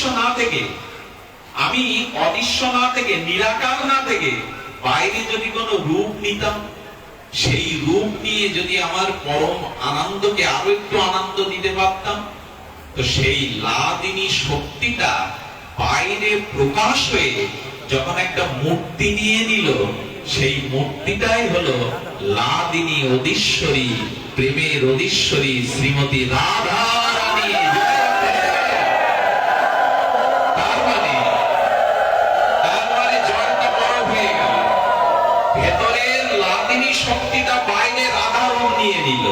খবরদার, একটা সাবধান বাণী শোনাই। যেসব পদাবলী আপনাদের দিকে নাম সংকীর্তন আর পদাবলী খুব হয়, এদিকে খুব চল, একটা সাবধান বাণী শোনাই। সনাতন ধর্মের 80% মানুষ রাধা কৃষ্ণ সম্পর্কে যথার্থ শাস্ত্রীয় ধারণা, তত্ত্ব ধারণা রাখে না। এই জন্য আমাদের ছেলেরা, আমাদের মেয়েরা রাধা কৃষ্ণ বলতেই তারা জগতের সাধারণ একটু অসাধারণ যুবক যুবতী ভালোবাসা সম্পর্ককে এরা গালি দেয়। রাধা কৃষ্ণে দোষ নাই, এটা শেখালো কারা জানেন? যেসব কীর্তনিয়ারা তত্ত্বজ্ঞ না, যেসব কীর্তনিয়ারা গলার সুর আছে আর একটু মুখস্থ করা বিদ্যা দ্বারা টাকা রোজগার করতে আসছে, তারা স্টেজে উঠে বস্ত্রহরণ আর নৌকো বিলাস এইসব লীলাগুলো যেভাবে পরিবেশন করে, তাতে সাধারণ মানুষের মনে রাধা কৃষ্ণের অপ্রাকৃত চিন্ময় ভাবনা না এসে জগতের প্রাকৃত যুবক যুবতীর ভাবনাতে নিয়ে দিয়েছে। সনাতন ধর্মকে সাধারণ না, সত্যভাব পিছিয়ে দিয়েছে এরা। এই যে সিরিয়ালে রাধা কৃষ্ণ, এই যে পদাবলী আলাদা রাধা কৃষ্ণ রাধা সাজে, রাস করে, এগুলো কেউ দেখবেন না, সর্বনাশ হয়ে যাবে আপনার। স্টেজে যারা সেজে গুজে রাধা সাজে, কৃষ্ণ সাজে এবং রাস দেখায়, এটা যারা দেখবে তাদের সর্বনাশ অসম্ভব হবে। কি হবে জানেন? আমাদের চিত্ত তো হরিনাম নেই, আমাদের চিত্ত তো মার্জিত না, শুদ্ধ না। ওই লীলা দেখে দেখে মনে করলাম আমিও যদি দোল খেতে পারতাম ওকে নিয়ে, তখন কি হবে বোঝা গেল? তো ভেঙে বলছি না, ওই লীলা দেখতে দেখতে যদি আপনার লীলা মনে আসে, অভিশাপে ভুগবেন আপনি, নরকে পচে মরতে হবে আপনাকে। রাধা কৃষ্ণের এই অপ্রাকৃত তত্ত্ব ভগবান শিব জানতে পারেনি, ব্রহ্মা জানতে পারেনি, এমনকি কৃষ্ণ পর্যন্ত রাধা তত্ত্ব পার পায়নি। ভগবান কৃষ্ণ ভগবান পর্যন্ত এই তত্ত্বের পার পায়নি। তা না হলে আগে রাধা লিখবে কেন? আগে কৃষ্ণ লেখাই উচিত ছিল। তুমি ভগবান, কৃষ্ণ রাধা কে বলে? কেউ বলে কি? আপনারা বলবেন কি কৃষ্ণ রাধা? কি বলবেন? রাধা কৃষ্ণ আগে রাখতেই হবে। সত্যি ভক্তগণ, তাহলে ভেতরের লাদিনী শক্তিটা বাইরে যখন একটা মূর্তি নিল, আচ্ছা এই যে দুর্গা প্রতিমা বা যে কোনো প্রতিমা করা হয়, এগুলো একেবারে কি মাটি পড়ে ওঠে না আকাশ থেকে পড়ে? প্রথমে খড় আনা হয়, কাঠামো তৈরি করা হয়, নদীর মৃত্তিকা আনা হয়, প্রলেপ দেওয়া হয়, এরপরে কি করা হয়? বারবার প্রলেপ দিয়ে রং তুলি দেওয়া হয়, চক্ষু কর্ণ রঙের তুলি দিয়ে ভাস্কর একেবারে প্রতিমা তৈরি করে, ব্রাহ্মণ এসে প্রাণ প্রতিষ্ঠা করে, তাতেই তো পূজা হয়। তো তার মানে এই জিনিসগুলো বহু জায়গা থেকে জোগাড় করে একটা রূপ দেয়া হলো, এই তো। তো গোবিন্দের ভিতরে লাদিনী আনন্দদায়িনী শক্তিটা বাইরে যখন একটা মূর্তি নিয়ে নিল, একটা রূপ নিয়ে নিল, তার নাম রাধা। আর এই রাধাই হলো লাদিনী শক্তি, এই রাধাই হলো প্রেম। রাধা ছাড়া প্রেম কার কাছে? এমনকি কৃষ্ণের শক্তি লাদিনী, কিন্তু প্রেমটা কৃষ্ণ দিতে পারবে না আপনাকে। আমার গাল্লম শিহরণ হচ্ছে, কৃষ্ণ আপনাকে কোনোদিন প্রেম দিতে, অথচ প্রেমটা তার। আচ্ছা যার জিনিস সে দেবে না অন্য দেবে কি করে? এও কত কথা। জিনিস আমার অন্যজন দেবে বলে আমার জিনিস হলেও ওটা আমার কাছে স্বাতন্ত্রতা নাই। আচ্ছা আপনি বাড়িতে যজ্ঞ করবেন, কার্তিকদা যজ্ঞ করবে, তো উনি কি করলেন? উনি সব কেনাকাটা করে যজ্ঞের একটা ভান্ডারীকে চাবি দিয়ে দিলেন। দেয় কিনা? দায়িত্বশীল লোকরে বলে এই জিনিসপত্রের দায়িত্ব তুমি ভান্ডারী, তোমাকে ভান্ডারী করে দিলাম। আচ্ছা কিনলেন উনি, ওনারই জিনিস, ওনারই যজ্ঞ, ওনার 2 কেজি চাল নিতে গেলে, 2 কেজি আলু নিতে গেলে কার ডাকতে হবে? কার খোঁজ করতে হবে? ভান্ডারী খুঁজতে হবে। চাবি দিয়ে আমাকে দাও তো, কেন? তোমার জিনিস। তো কৃষ্ণ বলছেন আমার যে আনন্দ, আমার যে প্রেম শক্তিটা, সেটা রাধারানীকেই আমি দিয়ে সর্বস্ব প্রদীপ হয়েছি, রাধারানীকেই দিয়ে দিয়েছি। এই জন্য কেউ যদি প্রেম চাও, আনন্দ চাও, তাহলে কোথা থেকে নিতে হবে? এই দেখুন আবার 2টো লাইন, লাদিনী দ্বারাই করেন আনন্দ আস্বাদন, লাদিনী দ্বারাই করেন ভক্তের পোষণ। কৃষ্ণ যে আনন্দটা পায়, পূর্ণ আনন্দময় আনন্দ ঘন ভগবান যে আনন্দ পায়, ওটাও লাদিনী রাধার কাছ থেকে পায়। আর ভক্তগণ ভজন করে যে আনন্দ পায়, সেটাও কৃষ্ণ রাধারানীর চরণ থেকে চেয়ে এনে আমাদের দেয়। লাদিনী দ্বারাই গোবিন্দ আনন্দ আস্বাদন করেন, আবার লাদিনী দ্বারাই ভক্তেরও আনন্দ দেন, সবটুকু রাধারানী। তাহলে প্রেমের মূর্তি কে? রাধা। প্রেমের মূর্তি কাকে বলবো? প্রেমের পূর্ণিমা কাকে বলবো? একটু জোরে বলতে হবে, জয় রাধে। রাধা রানী হলেন প্রেমের মূর্তি, পূর্ণ প্রেমের পূর্ণিমা, দ্বিতীয় চাঁদ না রাধা রানী। রাধা হল প্রেমের পূর্ণিমা। আচ্ছা গোবিন্দ, তোমার ভেতরে তো লাদিনী রাধা প্রেম ছিল, বাইরে প্রকাশ করলে কেন? আর করলে তো তাকে নারী করলে কেন? আমাদের দাবি তো ওই জায়গায়, একই বিদ্যুৎ দিয়ে বৈদ্যুতিক পাখা, টিভি, ফ্যান চালানো যায়, একই তো শক্তি। আচ্ছা রাধারানী তোমার সেবা করবে, তোমায় আনন্দ দেবে, ভালো কথা, তা কিশোরী রূপ দিলে কেন? ওইখানেই তো আমাদের আপত্তি। আমাদের তো নারী পুরুষ ভেদ আছে, কিশোরী রূপ দিলে কেন? ওই জন্যই তো মানুষ খোঁচা মারবার সুযোগ পেল। রাধারানী মেয়ে ছেলে আর কৃষ্ণ হলো পুরুষ। এই ভাবনা যদি কারো মনে আসে, শুনে যাও মা, একটা সাবধান বাণী, কীর্তন তো তোমরা শুনতে যাও। রাধারানীকে যদি কখনো মনে হয় যে উনি রক্ত মাংসের যুবতী সুন্দরী, তাহলে এই জন্মের না, আপনার কোটি কোটি জন্মের সাধনা সেই দিনই নষ্ট হয়ে যাবে, আপনি অধঃপতিত হয়ে যাবেন। যদি ভাবেন রাধারানী কোন একটা সুন্দরী রমণী, অবশ্য আমি একজনকে বলেছিলাম রাধারানীর সুন্দরটা কেমন একটু বলতে পারেন বাবা? উনি তো জানেন আমার জ্ঞানের স্তর সীমিত। উনি বললেন যে বাংলাদেশের জেলা ভিত্তিক সুন্দরী প্রতিযোগিতায় হয় না এখন জেলায় জেলায়, আচ্ছা পুরো 64টা জেলায় সুন্দরী প্রতিযোগিতা হয়, পাঁচ নাই কয়েকজনকে নিয়ে দেশ সেরা সুন্দরী হয় কিনা? আচ্ছা দেশ সেরা সুন্দরীর মধ্যে বেছে বেছে এশিয়ার সেরা সুন্দরী প্রতিযোগিতা হয়, আর এশিয়ার সেরা সুন্দরী যারা হয় তাদের মিস ইউনিভার্সে বিশ্ব সুন্দরী প্রতিযোগিতা। আচ্ছা বিশ্বের 190টা দেশ বিশ্ব সুন্দরী প্রতিযোগিতায় একজন কেবল হয় বিশ্ব সুন্দরী। তিনি আমাকে বলছেন এই বিশ্ব সুন্দরী কোটি কোটি বিশ্ব সুন্দরীকে এক জায়গায় করলে স্বর্গের মেনকা বা উর্বশী একটা হয়, এরকম কোটি কোটি বিশ্ব সুন্দরী এক করলে যে রূপ হয় স্বর্গের অশ্বরাদের ওই রূপ, আর স্বর্গের অশ্বরাদের যে রূপ ওইরকম কোটি কোটি রূপ একত্রিত করলে এক লক্ষ্মী দেবীর রূপ হয়, লক্ষ্মী দেবীর। আর লক্ষ্মী দেবীর কোটি কোটি যে রূপ সেই রূপ একত্রিত করলে এক গোপীর রূপ হয়, আর কোটি কোটি গোপীর রূপ একত্রিত করলে এক রাধা। তবে এই রূপ রক্ত মাংসের না, এই রূপ হল চিন্ময়। রাধারানীর দেহটা গড়া প্রেম দিয়ে। রাধারানীর দেহটা কি দিয়ে গড়া? রক্ত মাংস আমাদের মতো না। আগেই বলেছিলাম জগতের যুবক যুবতী আবেগে ভালোবাসে, কিন্তু দুদিন পরে কি হয়? দন্ত পড়ে যায়, চুল পেকে যায়, জরাব্যাধি হয়ে যায়, ভালোবাসা তখন বাসি হয়ে যায়। যাকে দেখলে বলতো তোমাকে না দেখলে আমার দিন ভালো যায় না, সে সামনে এলে দূর দূর করে চলে যেতে পারে। তোমার মুখ দেখলে আমার উল্টো, কানটা তখন সুরটা উল্টে যায়, আমি তোমাকে সহ্য করতে পারছি না, চলে যাও। বললেন কি যৌবন তো থাকে না, কিন্তু রাধারানীর কিশোরী রূপই আর গোবিন্দের কৈশোর এটা কখনো বার্ধক্য। এইটুকু জেনে নেন, কৃষ্ণ কখনো বৃদ্ধ হবে না, রাধারানী কখনো যুবতীও হবে না, নিত্য কিশোর আর নিত্য কিশোরী।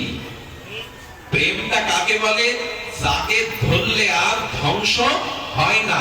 তো কৃষ্ণ কখনো যুবক হবেন না, বার্ধক্য হবেন না, এরা জন্ম জরা মৃত্যুর। অনেকেই বলেন মন গড়া কথা বলছো কেন, উদাহরণ দাও, দৃষ্টান্ত দাও যে কৃষ্ণ বুড়ো হবে না। আচ্ছা দৃষ্টান্ত আমার কাছে আছে। আপনার দেহ আর আত্মাটা এক না আলাদা? আমাদের আত্মা আর দেহ এটা এক না আলাদা?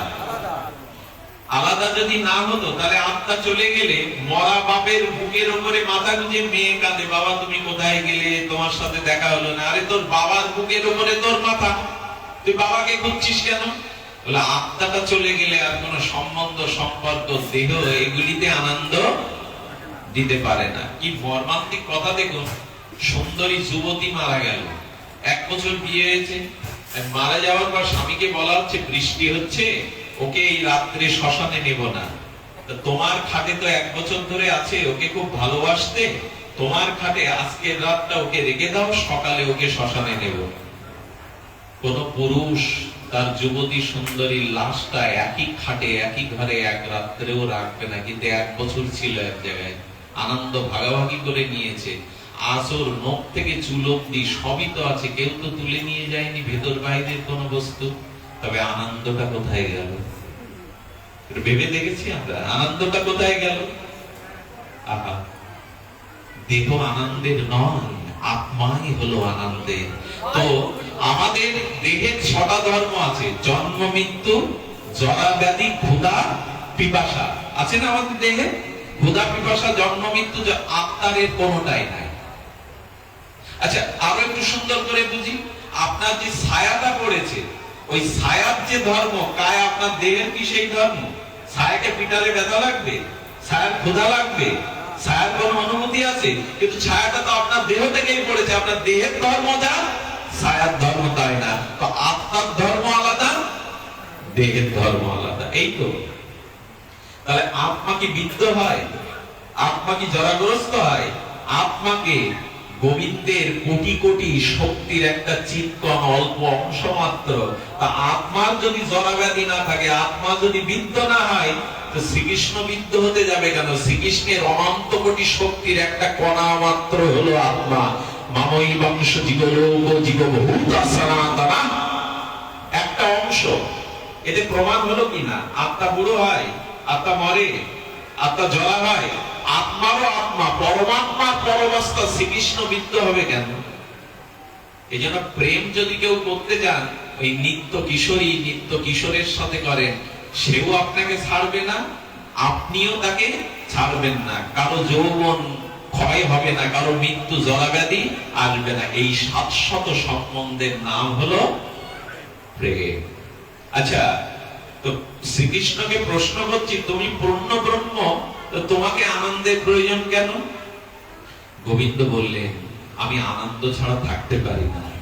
এখন যে আনন্দ ভোগ করে, সে দেখবেন আনন্দটা নিত্য নূতন রূপে ভোগ করতে চায়। চাই না? আমার প্রতি দেবতারা রান্না করে দেয়, এই বাজার করে দেয়, এসে কি বলে, আজ একটু অন্যরকম করে রাঁধতো, বলে কিনা? একই বস্তু সাতটা অন্য করে রাঁধতে বলে। তবে যারা নিরামিষ খান, তাদের এই কথাটা আমি শুনতে দেখেছি। হালকা কথা বলি, বাইরের কথা এরকম বলবেন না। নিরামিষ খেতে কি বলে? সোয়াবিন। সোয়াবিন আনে না, এনে বলে কি একটু গরম মশলা আদা দিয়ে যাতে ওই রকম স্বাদ লাগে। নিরামিষ খাওয়া লোক যদি এইসব বলে, এটা খুব অপমানকর কথা। তোমার লোক যায়নি তো ছেড়েছো কেন তুমি? বলে একটু ওই রকম করে রাঁধো তো আদা টাদা দিয়ে। লোকটা তো ভেতরে যায়নি, গন্ধটা ভেতর থেকে যায়নি। এখানে এরকম বলাও ঠিক না। এই জন্য শাস্ত্র বলছে যে, গোবিন্দ বলছেন, গোবিন্দ আনন্দটা করছেন কি নিত্য নূতন রূপে চাইছে। আচ্ছা, পশ্চিম দিগন্তে যখন সূর্য অস্ত যায়, তাকিয়ে দেখেছেন? মুহুর্মুহু রং বদলায়, বিচিত্র রঙের সমাহারায় মুহুর্মুহু রং বদলায়। গোবিন্দ বলছেন কি, আমি আনন্দময়, আনন্দ ছাড়া আমি থাকতে পারি না। তবে আমার আনন্দটা হবে নিত্য নূতন নবায়ন। এটা একমাত্র দিতে পারে রাধারানী, আর কেহ না। রাধা পূর্ণ শক্তি, শক্তি ছাড়া শক্তি। আচ্ছা, যার ধন নেই তাকে ধনী বলা যাবে? যার রূপ নেই তাকে রূপবান বলা যাবে? যার বিদ্যা নেই তাকে বিদ্যান বলা যাবে? তেমনি রাধারানী কি? রাধারানী হলো শক্তি, আর কৃষ্ণ হলো শক্তিমান। শক্তি ছাড়া শক্তিমানের কোন ক্রিয়া হয় না। এই জন্য রাধারানী চিন্তা করলেন, বুকের ভেতরে থেকে তাকে কি আনন্দ দেব? আমি বাইরে একটা রূপ নিয়ে প্রাণময় কি আনন্দময় কি একটু সেবা দিয়ে আনন্দ দেব। তাই রাধারানী কোনো মারপেট দিয়ে আসেনি, রক্ত মাংসে দিয়ে আসেনি। পদ্ম ফুলের উপরে, বর্ষণার নদীতে পদ্মের ফুলের উপরে রাধারানী ভেসে এসেছিলেন চিন্ময় লোক থেকে। কোন রক্ত বীর্য দ্বারা, কোন মায়ের গর্ভ রাধারানী আশ্রয় করে আসেনি। নিত্য ধাম গোবিন্দের হৃদয় থেকে লাদিনী শক্তিও এসেছিলেন। আচ্ছা, মজা কেমন দেখুন, কৃষ্ণেরই শক্তি আলাদা রূপ নিল কেন? বলে আলাদা না হলে আনন্দ দেওয়া যাবে না। আচ্ছা, শিশু যদি মার কাছে জিজ্ঞাসা করে, 3 বছরের শিশু কথা ফুটেছে, মাকে প্রশ্ন করছে, মা আমি তোমার কোথায় ছিলাম, তোমার মধ্যে আমি কোথায় ছিলাম, কি উত্তর দেবে মা? কি উত্তর দেবে? রবীন্দ্রনাথ এই প্রশ্নটা তুলেছেন, বিশ্বকবি। ছেলে জিজ্ঞাসা করছে, মা আমি কোথায় ছিলাম? মা খুব ভেবে একটা মার্মিক উত্তর দিল। মা উত্তর দিলে, আনন্দ হয়ে তুই আমার ভেতরে ছিলি, আনন্দেরই প্রকাশ তুই। কবিগুরুর অনুভূতি। তেমনি সন্তান যেমন পিতামাতার আনন্দেরই ফল, আনন্দের কারণেই তার সৃষ্টি, তেমনি রাধারানী বললেন, আমি বুকের ভেতরের থেকে যে আনন্দটা দিতে পারছি না নিত্য নূতন করে, আমি বাইরে আনন্দ প্রেমের মূর্তি নিয়ে তাকে সেবা দিয়ে সর্বস্ব দিয়ে আমি তাকে আনন্দ দেব। এই জন্য রাধারানী রূপ নিয়েছেন। আচ্ছা, একটা কথা বলা ভালো, রাধারানী নারী মূর্তি কেন নিলেন? নারী মূর্তি কেন নিলেন? সূর্যত বাবা নিলেন এই জন্য, এখানে মায়েদের একটু জিতিয়ে দিতে হবে। যদিও পুরুষ শাসিত সমাজে মায়েদের আজও আমরা সম্মান দেখাতে পারিনি, তাদের মূল্যায়ন করতে পারিনি। তবু বলি, সেবার দিক দিয়ে পুরুষরা যতই তর্ক বিতর্ক হোক, সেবার মূর্তি হলো নারী। মা যেমন করে সেবা জানেন, ছোটবেলায় বাবা মরে গেলে মা ভিক্ষা করেও ছেলে মেয়েকে দাঁড় করায়, কিন্তু মা যদি মারা যায় প্রায়শ সন্তানকে পিতা মানুষ করতে।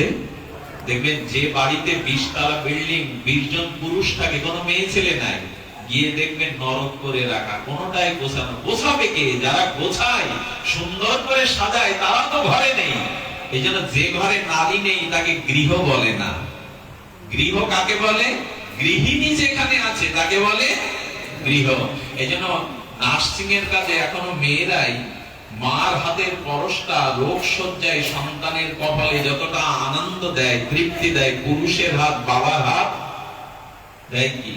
আচ্ছা, বাবা কোট পরেছে, কোর্টে যাবে, অফিসে যাবে, দোকানে যাবে, কাঁচানো জামা পরেছে, ছেলে নোংরা, ছেলস্যা মাখা, মলমূত্রও মাখা, প্রস্রাব করেছে মাখা, আর ধুলাবালি, বাবা কোলে নাও, কোলে নাও, নেবেন তো?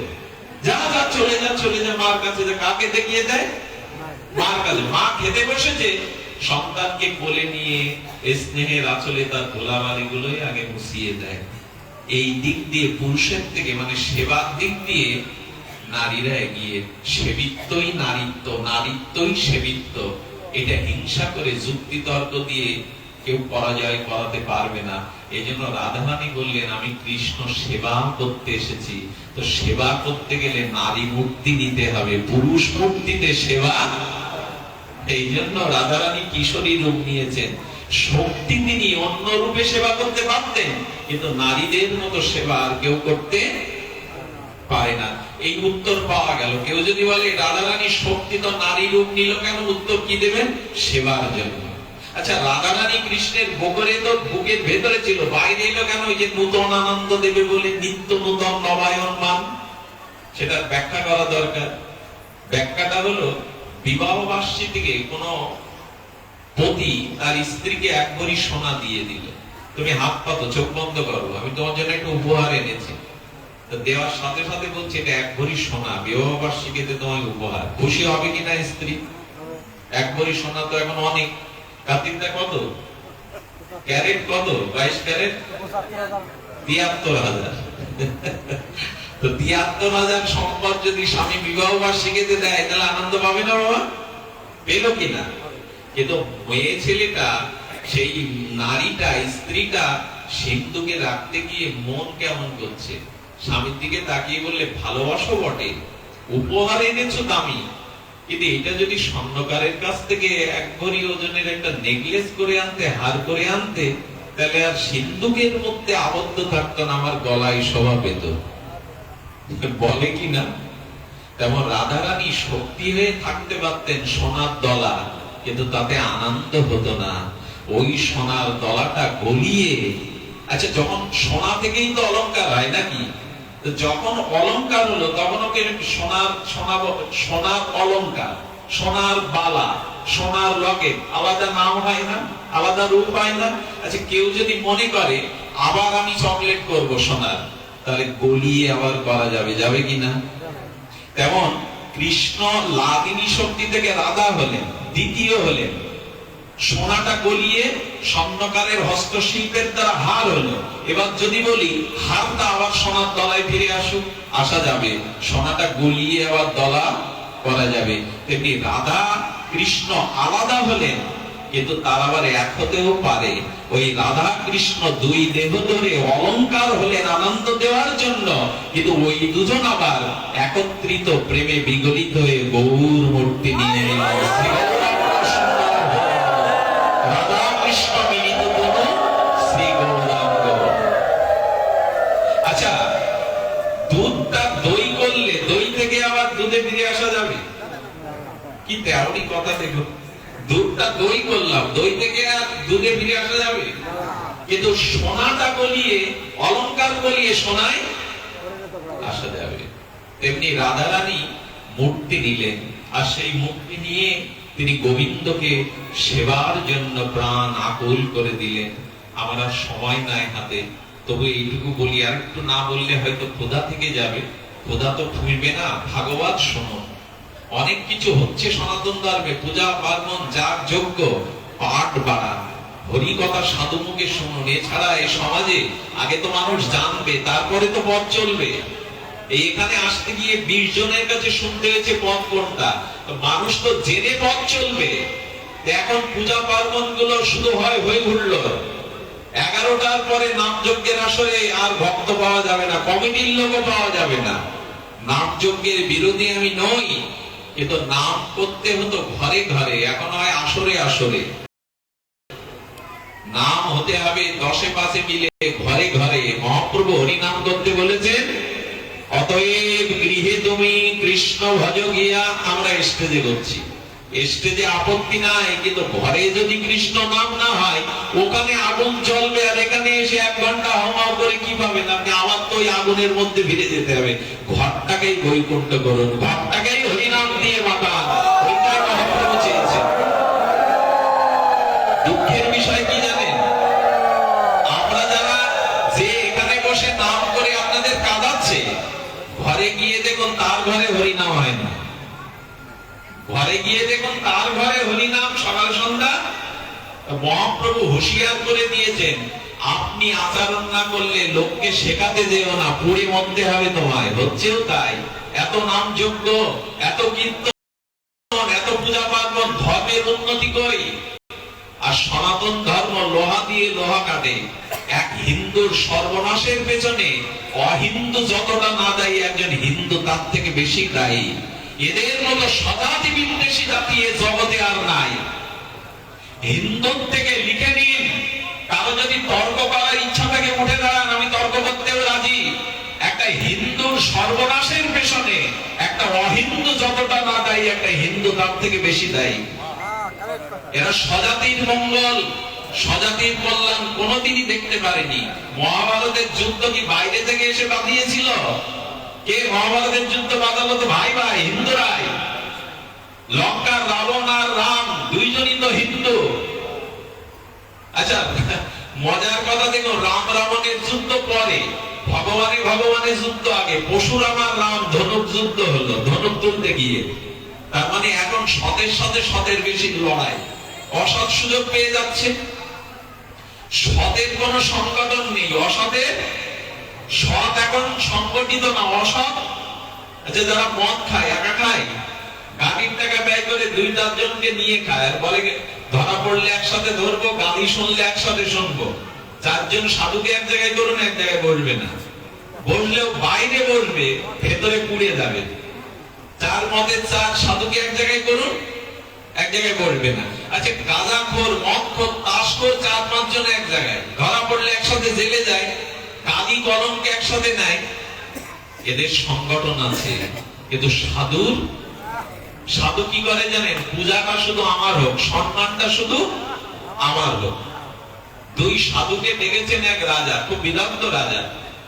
2 সাধু আসার পরে এক সাধুকে স্নান করতে পাঠিয়েছে। উনি তো রাজনৈতিক বুদ্ধি। যে সাধু বসে আছে তাকে বলছেন, ওনাকে দেখে মনে হয় উনি কি আপনার সেবক? উনি কি আপনার থেকে বেশি পণ্ডিত? বলেন, কি বলে? ও কেমন, কি জানে কি? আমার সাথে সাথে ঘোরে, যাই একটু শিখেছে। আমি ঘোড়া হলেও ভেড়া। আচ্ছা, এবার ওকে চ্যান করতে পাঠিয়ে একে জিজ্ঞাসা করছে, আচ্ছা উনি কি আপনার থেকে বড় পণ্ডিত? বলে, আপনি জানেন না, শোনেন না, কিসের বড় পণ্ডিত? তো আমার কাছে শিখছে। আমি যদি ঘোড়া হই ভেড়া। রাজা তো রাজনৈতিক বুদ্ধি, বলেন খেতে আসুন, আপনারা প্রসাদ পেতে আসুন। প্রসাদের টেবিলে দিয়েছে ভুসি আর ঘাস কুটো। তো বলে, এরকম অপমান আমাদের 2 জন পণ্ডিত আমরা ডেকে অপমান করছেন। বলে, আপনাদের পরিচয় তো আপনারাই দিলেন, আমি তো পরিচয় দেইনি আপনাদের। একজন ঘোড়া বললেন আর একজন ভেড়া।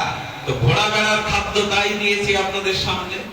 আমি আপনাদের একটা সতর্কবাণী শোনাই, এই সতের দ্বন্দ্ব যদি না মেটান, নিজে বড় করতে গিয়ে সম্মান শুধু আমার, পূজা শুধু আমার, আর কারো না, এই যদি আসে, তাহলে আগামী দিনে সনাতন ধর্মের সতেরদের ওই ঘোড়া ভেড়ার মতো ভুসি জুটবে, খড়কুটো জুটবে, অন্য কিছু জুটবে না। অসতে, আচ্ছা আপনার ভেতরে যদি কোনো কাম জাগে, তাহলে দেখবেন ওই একা থাকে না। কাম বাধা হলে ক্রোধ আসে, ওই দেখুন 2-3 জন আসছে। আর কামনা পূর্ণ হলে লোভ আসে। কামনা যত পূর্ণ হবে, লোভ আসবে। ওরা কি একা থাকলো? তাস খেলতে গেলে 4 জন, মদ খেতে গেলে 4 জন। আমি একা উদ্ধার হব, ঘরে বসে বসে আমি মালা টিপে একা উদ্ধার হব। তো সতের আজ কোনো সংগঠন নাই, আর হিন্দুদের তো নাই বলতে নেই। পার্শ্ববর্তী ধর্ম যাদের লক্ষ্য করবেন, তারা ধর্মের জন্য কোন পিতা বলতে পারে আমার যুবক ছেলেকে আমি দিয়ে দিলাম ধর্মের জন্য, দিয়ে দিলাম। কিন্তু হিন্দু ধর্মে আজ আমরা সংগঠিত নই। তো আমি আসলে ঘুরে প্রেমের কথা বলবার পেছনে মাঝে মাঝে এই কথাগুলো আসছে কেন জানেন? খুব দ্রুত যদি খুব উপরে উঠে যায় আষাঢ় খেয়ে পড়তে হবে। যে কথা বলছি আমি, এটা খুব উপরের কথা, শেষ সীমার কথা। এই জন্য মাঝে মাঝে একটু ঠেকা দিতে হচ্ছে, সমাজের অবস্থাটা, বাস্তব অবস্থাটা একটু ঠেকা দিতে হচ্ছে। যে কথা বলতে বসেছি ওই কথার মধ্যে কথা আসে না, রসভঙ্গ হয়, রসাভাস হয়, কিন্তু না বলে উপায় নেই। আমরা আবেগে দৌড়াতে গেলে তো হোঁচট খাবো। এই জন্য একটু সংগঠন আনো, হিন্দুর পেছনে অন্তত হিন্দু হয়ে দাঁড়ান, জানুক যে আমার স্বজাতি আমার পাশে আছে। এটা ভাঙবে বলে মনে হয় না, কুম্ভকর্ণের ঘুম সহজে ভাঙে না। এই জন্য রাবণ আর রামের যুদ্ধ নিজেদেরই মধ্যে। তো আসুন আমরা চেষ্টা করি আমাদের এই প্রেমের ধর্ম দীক্ষিতা নিতে, প্রেমের ধর্মে দীক্ষিত শিক্ষিত হতে। এই প্রেমের ধর্মের কথা বলতে গিয়ে সবশেষে আপনাদের জানাবো, অনন্য মমতা বিষ্ণু মমতা প্রেম সঙ্গতা ভক্তির ইতি উচ্চতে বিশ্বোদ্ধব প্রহ্লাদ নারদ প্রহ্লাদ ভীষ্ম, এরা সব প্রেমিক উদ্ধব। এরাই বলেছে প্রেম আর কিছু না, প্রেম হলো ভগবানের প্রতি অনন্য মমতা। আটা ভগবানের প্রতি মমতা। মমতাটা কেমন জানেন?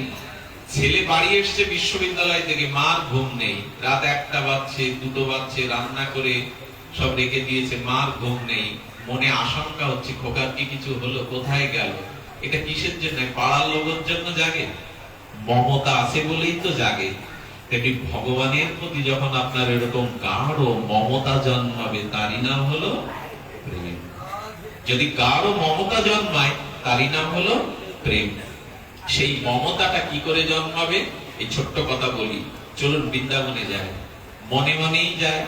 সেখানে কথা যখন হচ্ছে বৃন্দাবনে তারা কেমন করে ভালোবেসেছে, সেই দৃষ্টান্তটা আমরা একটু সামান্য নিয়ে নিই। গোপীরা কি করে ভগবানকে ভালোবেসেছে তার দৃষ্টান্ত মাত্র দুটি। গোপীরা কৃষ্ণ দর্শনের জন্য ভোরবেলা তাড়াতাড়ি কাজ সেরে নিতেন। ঘরের কাজ আছে তো, ওদেরও সংসার আছে, আমাদেরও আছে। ঘরের কাজ খুব তীব্রতার সহিত সেরে নিত। কেউ যখন প্রশ্ন করতে, তাড়াতাড়ি কাজ সারছ কেন? বলো, গোপালকে দেখতে যাব, আমাদের প্রাণ কানাইকে দেখতে যাব। সংসারে মায়েরাও যদি ভোরবেলা উঠে সব কাজ সেরে নেয়, কেন সারবে? গোপালের কাছে যাব। এই মমতার নাম প্রেম। মানে খুব হাতি ঘোড়া কিছু না, ভগবানের প্রতি মমতা। ছেলেকে যেমন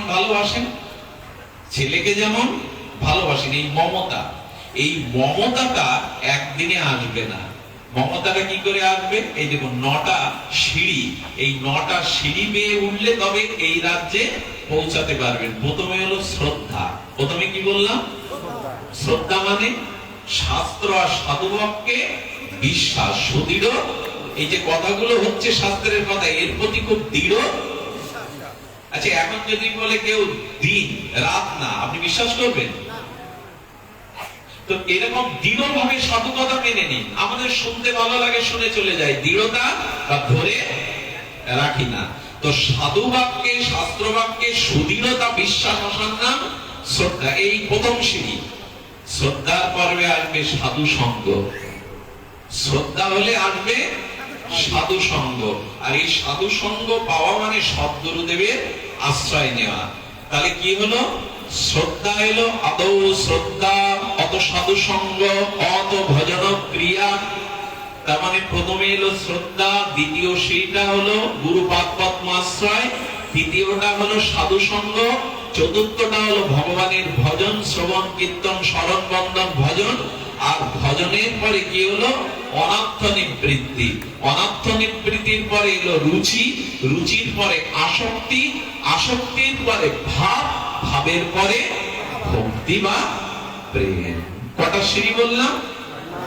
শ্রদ্ধা, সাধু সঙ্গ, সদ্গুরুর চরণাশ্রয়, ভজন ক্রিয়া, নিষ্ঠা, রুচি, আসক্তি, ভক্তি।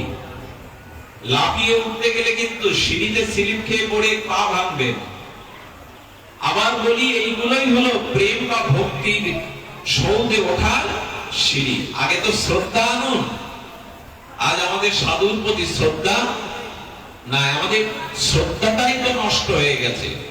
তো শ্রদ্ধা ফিরিয়ে আনতে হবে। এমনি করে করে এই সিঁড়িতে ওঠার পরে গোপীদের কি দশা দেখুন। গোপীরা কৃষ্ণকে দেখবার জন্য ছুটছ। আর আসক্তিটা কেমন জানেন? এক বুড়ি মা, উনি চোখ বন্ধ করেছে। ঘরে মা লক্ষ্য করুন, ঘরের দুয়ারও একটু আগলা করে বুড়িমা হাতে একটা লাঠি নিয়ে বসেছেন। বসে বসে চোখ বন্ধ করে কি ভাবছেন জানেন? এই বুঝি গোপাল এলো, এই বুঝি ধীরে ধীরে এলো, এই বুঝি ঘরে ঢুকছে চুপি চুপি। ননি চুরি করে উনি চোখ বন্ধ করে ধ্যান করছেন। যেমন পূজারী ভগবানকে ভোগ লাগিয়ে ধ্যান করে, এই মহাপ্রভু এলো, এই আসনে বসলো।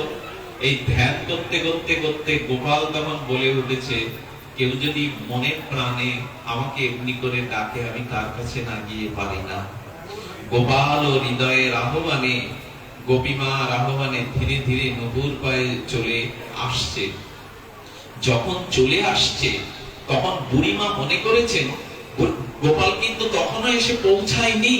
বুড়িমা মনে করেছেন এই ননি নিল, এই ভাঙলো, এই কিছুটা ছড়ালো, আজ গোপালকে ধরে আমি একটু শাসন করবো যশোদার মতো। সঙ্গে সঙ্গে লাঠি নিয়ে বুড়িমা চোখ বন্ধ করে ধর ধর ননিচোরকে ধর, ননিচোরকে ধর। অনেক দূর দৌড়ে যেতে গিয়ে এক বৃদ্ধ গোপ বলছে, ও বুড়িমা, তোমার সামনে তো কেউ নেই, তুমি কার পেছনে দৌড়াচ্ছ? চোখ খুলে হাতের লাঠি পড়ে গেল। বলে, তাই তো, আমি তো মনে মনেই ভাবছিলাম এই বুঝি গোপাল এলো, এই বুঝি ননিটা খেলো, এই বুঝি ছড়ালো। ও তাহলে গোপাল আসেনি, আমি ভাবতে ভাবতেই ছুটেছি।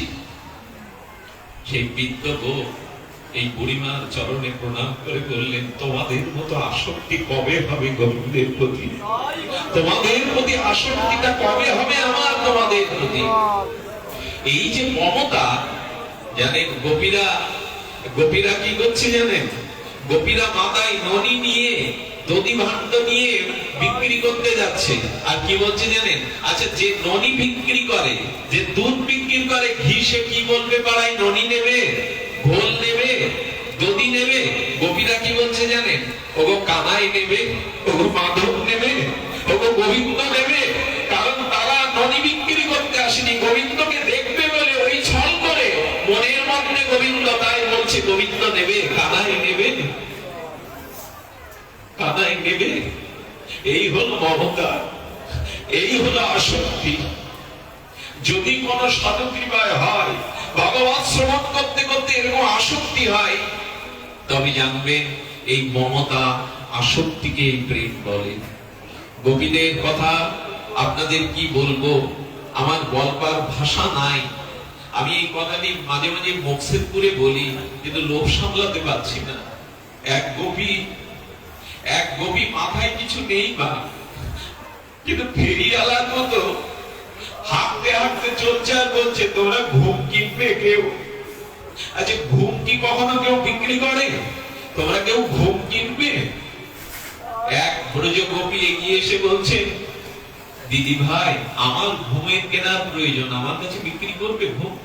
একজন ঘুম কিনবে, একজন ঘুম বিক্রি করবে। যে গোপী ঘুম বিক্রি করবে তাকে বলছে যে কিনবে, দিদি ভাই তুমি ঘুম বিক্রি করবে কেন? ঘুম ছাড়া তো মানুষ বাঁচে না। গোপী কি বলছে জানেন? গোপী বলছে, আমি আমার প্রাণনাথ, আমার প্রিয় পরম মনোহর সুন্দর গোবিন্দকে একদিন কেঁদে কেঁদে বলেছিলাম, তুমি একদিন আমার কুঞ্জে আসতে পারো না? ললিতা আশীর্বাদ করেছিল, তোর কুঞ্জে আমি শ্যামকে পাঠাবো। আমি কুঞ্জ সাজিয়ে, ফুলময় কুঞ্জ সাজিয়ে পথের দিকে তাকিয়েছিলাম প্রদীপ জ্বালিয়ে। রাত্র তখন তীব্র হয়, আমার চোখে নেমে এলো ঘুম। আমি যখন ঘুমিয়ে পড়লাম, ঘুম ভাঙার পরে দেখি ভোর হয়ে গেছে। আর আমার প্রাণনাথ কৃষ্ণ এসেছিল, তার চরণ চিহ্নটা কুঞ্জের সামনে ধুলিতে পড়ে রয়েছে। দিদি, আমি ঘুমের জন্য আমার প্রাণনাথকে কুঞ্জে পেয়ে আমি হারালাম। সেই দিন থেকে পথে পথে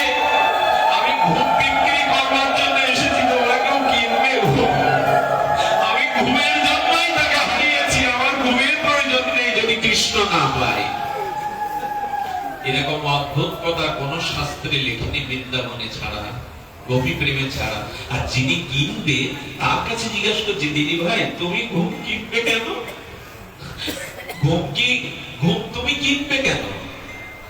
বললেন, যে কারণে তুমি ঘুম বিক্রি করতে এসছো ওই কারণেই আমি ঘুম কিনতে এসেছি। কেন জানো?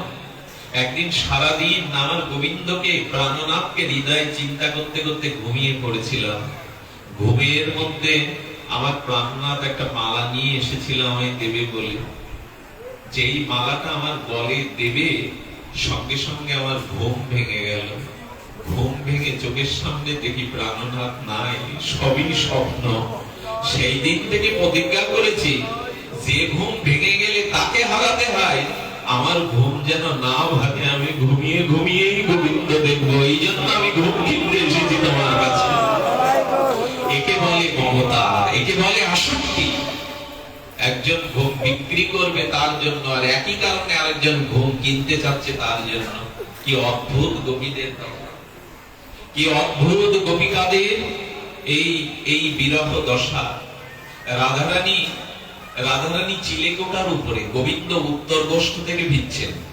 দাদা বলরামকে গোবিন্দ একটু আগে দিয়েছেন, আর গোবিন্দ খালি পায়ে যখন আসছেন, রাধারানী করছে কি, ইস, মায়ের সামনে সন্তান পড়ে গেলে যেমন মায়ের বুকে জ্বালা ধরে, ইস করে রাধারানীর বুকে হাত দিচ্ছেন, সমস্ত হাতে হাত দিচ্ছেন।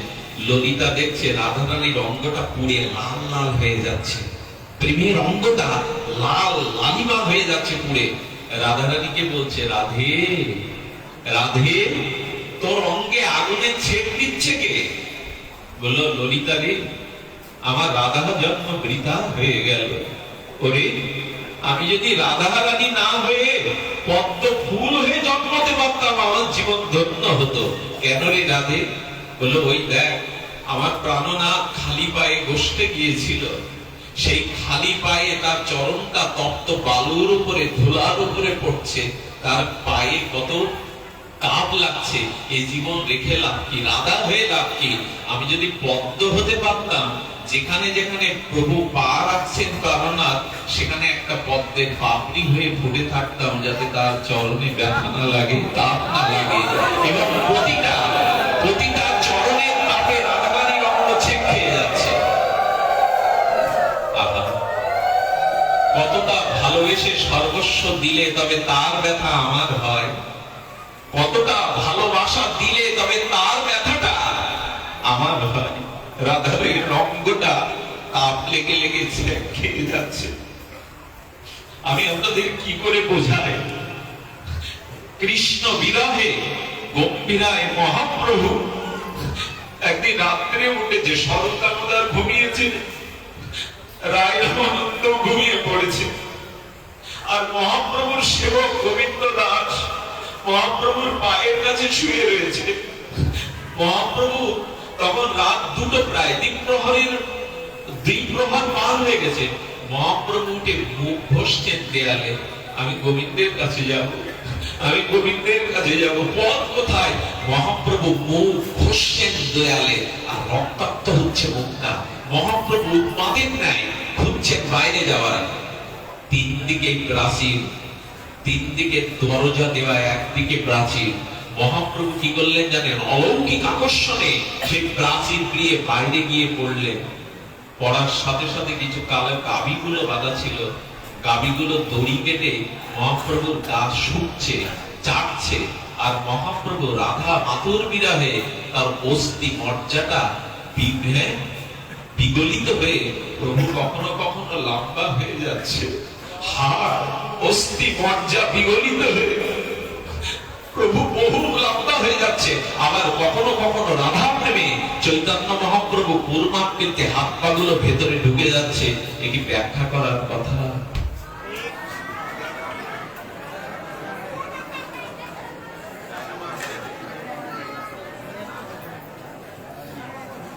বন্ধ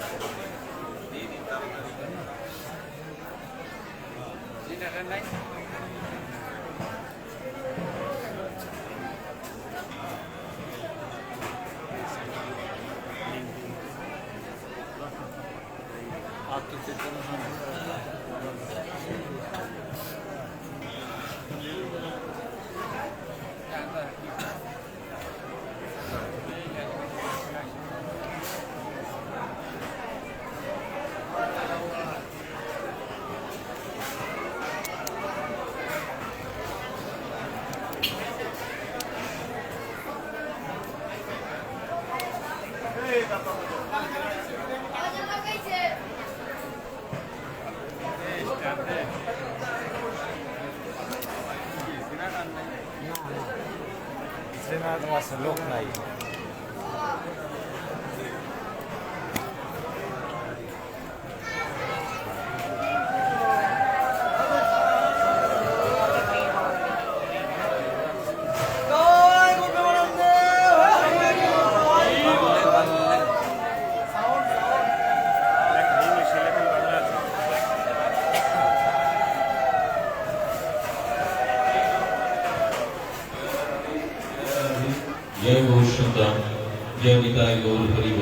শ্রীমান মহাপ্রভুর হস্তপদ ভেতরে গিয়ে কুর্মাকৃতি মাটির ঠেলা পাকিয়ে যাচ্ছে।